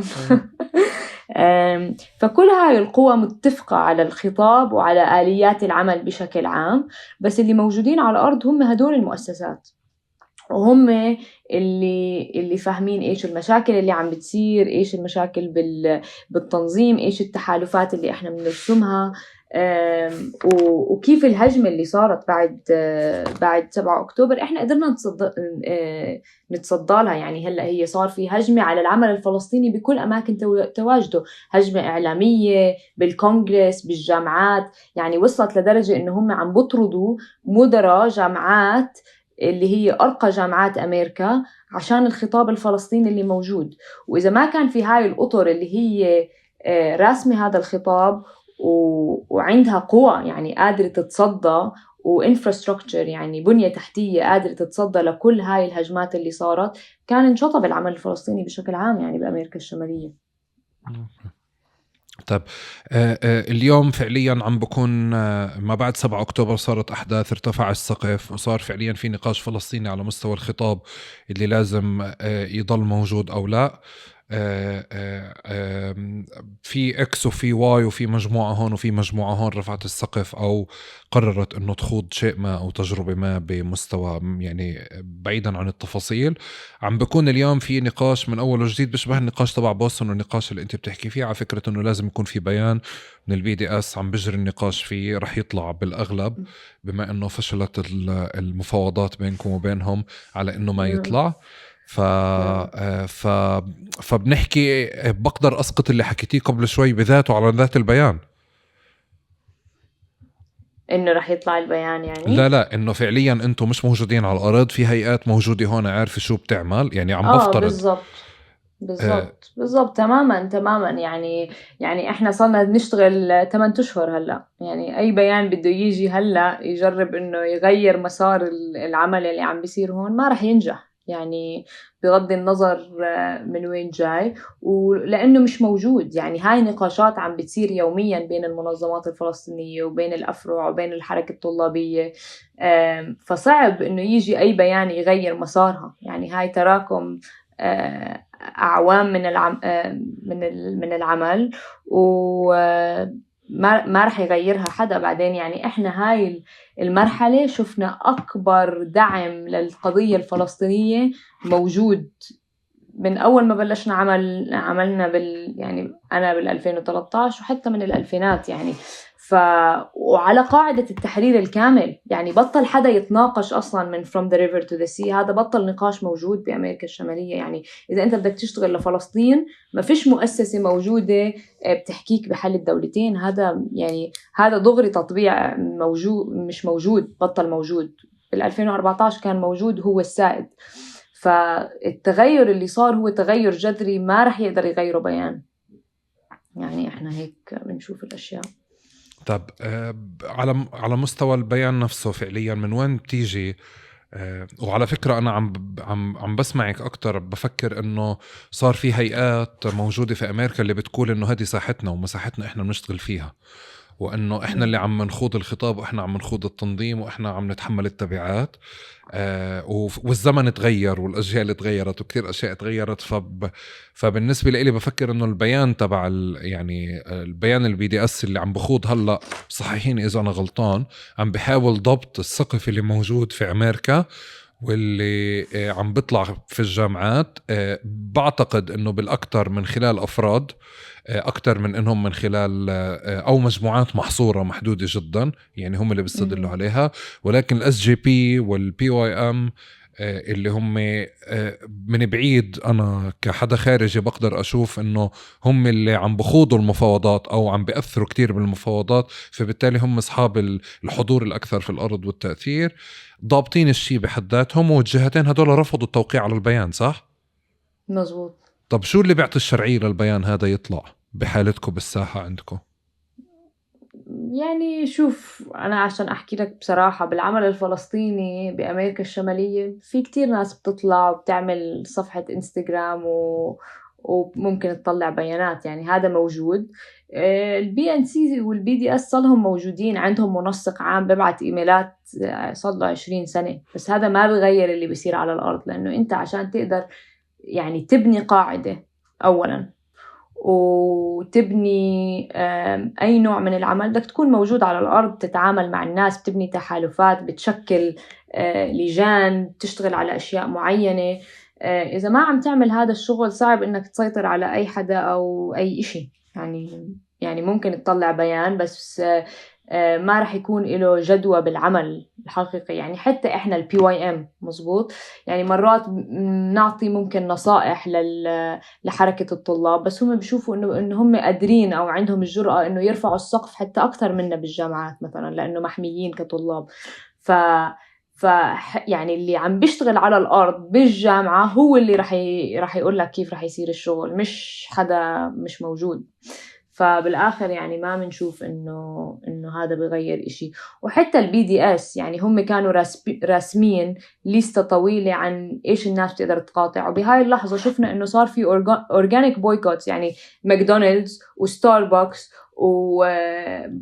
هاي الشركات هي اللي الناس صارت تقاطعها، ومش الليستة اللي البي دي اس طلعتها. فهذا كمان بيورجيك إنه الناس بشكل عام هي بتلحق اللي هي شايفته على الأرض، أو اللي هي عم تشتغل معهم، مش البيانات اللي بتطلع على الإنترنت يعني بشكل عام. هي اللورا 2024 فتحت نقاش يمكن كان عم بتراكم على مدار السنين الماضية على مستوى تنظيمي. بي دي اس بي ان سي حضورها، شكل التنظيم تبعها، شكل التأثير تبعها على مستوى ميداني. شو هي أكتر من كول تو أكشن إلى لحد وين يعني؟ بعتقد إنه المرحلة اللي كانوا حتى هم بمراحل ما برفضوا إنهم يتعاطوا مع حركات، اليوم بدهم يتعاطوا مع حركات. المراحل اللي كانوا هم بشوفوا حالهم حركة فعليا وبخافوا من المجموعات الصغيرة، أو بخافوا، اليوم فعليا هم أكثر انفتاحا. يعني بقصد إنه في إشي بيتعلق هون في 2024 البي دي اس لحالها على مستوى تنظيمي قصة. بس عندي فضول أعرف في المفاوضات اللي صارت، أو مش في المفاوضات، بالنقاشات اللي صارت، هي مفاوضات يعني، على إنه ما يطلعوا البيان اللي رح يطلع بعتقد مع نشر الحلقة هاي، يعني رح يكون طالع. بما إنه شو كانت الحجج؟ يعني إذا أنت فعليا وعم بفكر معاك إنه بالحالة التنظيمية الفلسطينية دايما في ناس كانت بتنط على ساحات بعض يعني، أو بتدخل على مساحات بعض. بكره الاشي تبع انه هاي منطقتنا ما حدا يحكي عنها، لانه كانوا يحكوا لنا هيك ايام اليرموك على سوريا وفي غزة، هيك انه احنا اولاد غزة ما حدا يحكي عنا، واحنا مخيم اليرموك ما حدا يحكي عنا وهيك. فبكره هذا الاشي. بس عندي فضول اعرف انه لما في جهات عم بتنظم بالشارع وفي حدا بالاغلب حضوره اقل منا، شو حججه بتكون يصدر بيان يدير فيه أو يضبط الخطاب، أو حتى هيك مكتوب بطريقة مش لطيفة فيها أستاذة. شوف، احنا بنشوف انه المقاطعة او سحب الاستثمارات هاي تكتيكات كانت موجودة على مدى السنين بكتير من الحركات. تمام، يعني هذا هو تكتيك موجود، ما اخترعته البي ان سي ولا اخترعوا الفلسطينيين، يعني هو تكتيك موجود على مدى الزمان والتاريخ والحركات واللي بدنا إياه. فالمحاولة إنه هم يسيطروا على هذا التكتيك، يعني هم حتى ما بدهم إنه حدا يستعمل كلمات بي دي اس ويكون عنده خطاب غيره. هذا مش مقبول، لأنه هذا تكتيك، يعني هي مش اسم شركة في حدا بده يستعملها وفي حدا ما بده يستعملها. هو تكتيك، وزي ما قلت call to action، اللي بحب ينتمي إله بيقدر، بس هي مش أطر تنظيمية قادرة تشتغل على الأرض أو تضبط الخطاب أو حتى تفعل ناس باتجاه معين. يعني هم ما قدروا يضبطوا إنه إيش الناس بتعمل بويكوت. يعني أنا كنت بعمان بشهر 1، أمي كان يجيها واتساب كل يوم إنه مين نقاطع ومين ما نقاطع. يعني هم حتى على موضوع المقاطعة مش قادرين يضبطوا هذا الموضوع، فصعب إنهم يضبطوا ساحة تانية يعني صار فيها عمل وتحالفات مفهوم وأطر مفهوم لورا، ومؤسسات. اسمحي لي بدي اقاطعك بس عشان الوقت عم بنضغط شوي، بدي اجابه. شو وجهة نظرهم بالاصرار على اصدار بيان بساحه هم مش فاعلين فيها، مثل ما في جهات تاني فاعله فيها؟ يعني لما هم SGPs عندهم حكوا لهم منسق لا عام تطلعوا. بأمريكا.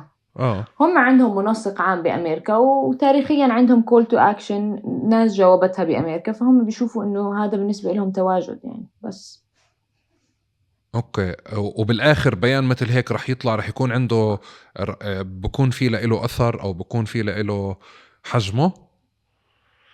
أنا بتوقع لا، بس بنشوف. اوكي. هو انا كان لازم افتح هذا الحوار لانه رح يطلع اصلا انه يعني اذا ما طلعش رح يطلع بعد 2 أو 3 يعني، واذا ما طلعش بكون كويس مزبوط يعني. آه، مزبوط. بس لا، بتخيل إنه ما راح يكون له أثر زي كتير بيانات، زي لما طلع بيان BDS بوست إنه ما كان له أثر، يعني الناس كملت تشتغل.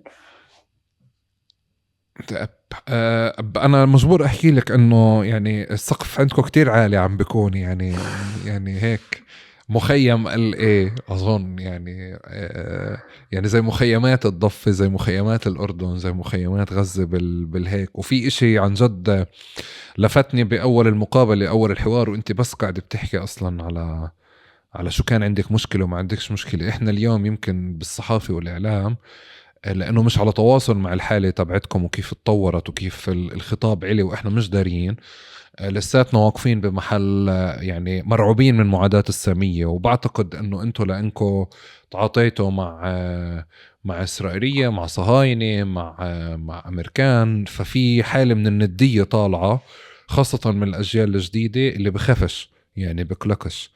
يعني إذا كناري مشن خوفت مجموعة جيل ما، بعتقدش انه هذا الجيل الجديد سائل اصلا يعني، ولا بكناري ميشن ولا بغيرها يعني. مزبوط. فممنون لك. بعرفش انا ممكن اترك لك المايك اذا بدك تحكي اي شيء قبل ما نضبضب. لا يعني شكرا كثير لهاي الحلقة. أنا بس بتخيل إنه اللي بدي أحكيه إنه أهم إشي صار بأمريكا الشمالية هو إنه قدرنا إنه نجمع الشباب الفلسطيني والعربي والطلاب الفلسطيني والعربي، وحتى يعني لأنه الطلاب من أجل من أجل العدالة في فلسطين هم فيهم أجانب كمان، بس حركة الشباب الفلسطيني هي حركة شبابية عربية وفلسطينية. قدرنا نبني بنى تنظيمية قادرة تنسق. تعلمنا من هاي المرحلة. بعرف إنه الإعلام العربي مرات بيجي بحكي إنه الطلاب لحالهم طلعوا وحطوا خيام وفجأة يعني صحيوا لأنه صار في حرب ب7 أكتوبر، بس هو التاريخ غير عن هيك، لأنه صار في نواب بلشت تبني عبر السنين، راكمت تجربة، راكمت تحالفات قدرت من خلالها توجه هاي المرحلة وتتصدى للهجمة وتصعد بمدن عديدة وعلى كمان بالطلابية، لأنه كان ممكن تبلش بكولومبيا وما تنتشر، كان ممكن إنه ما نتعلم بإن إيش صار من كولومبيا. بس هلأ في إطار قادر يوجه الطلاب، قادر بيعطي ورشات عمل إنه كيف أنت تحكي مع الجامعة، كيف تضغط عليهم إنه يسحبوا استثماراتهم، كيف تتعامل مع الشرطة، إيش الأدوات القانونية مثلا يعني اللي قادر تستعملها. بنينا هاي البنية التحتية اللي قدرت إنه تتفشل الحركة يعني هاي النقطة اللي احنا موجودين فيها. وبس. شكرا لورا. شكرا أحمد. يعطيك العافية، خليكي معي بس. أوكي. شكرا لكم جميعا، يعطيكم العافية. أنا طالع من الحوار هذا بمعرفة أكتر وبأدوات لفهم الخطاب والهتافات وأكثر للحالة التنظيمية اللي موجودة. بس قدرت ألمس اليوم كيف الخطاب أو كيف الضحية القوية كل ما قويت أكتر كل ما ارتفع سقفها بالضرورة. وكان نقاش مهم لإلي على مستوى فعليا بس معرفة الأطر التنظيمية كيف وهي بتتنظم أكتر، بت بتشتغل على مستوى استراتيجي أكتر، ومن مكان تاني ممكن تكون كمان ضابطة لشيء تاني أو لخطاب تاني. بتمنى هذا الخطاب أو هذا الحوار بشكل أساسي ترك عندكم كمان معرفة أو أعطاكم كمان أدوات لفهم الخطاب أكتر بشي بتجاوز مرة تانية وسائل الإعلام العربية اللي انشغلت وانبهرت مثلنا كلنا في الحدث اللي صار اليوم، ونجرب نشوفه خارج سياق الحدث. شكرا لكم، يعطيكم العافية، ونشوفكم في الأسبوع الجاي في حلقة جديدة من بودكاست تقارب.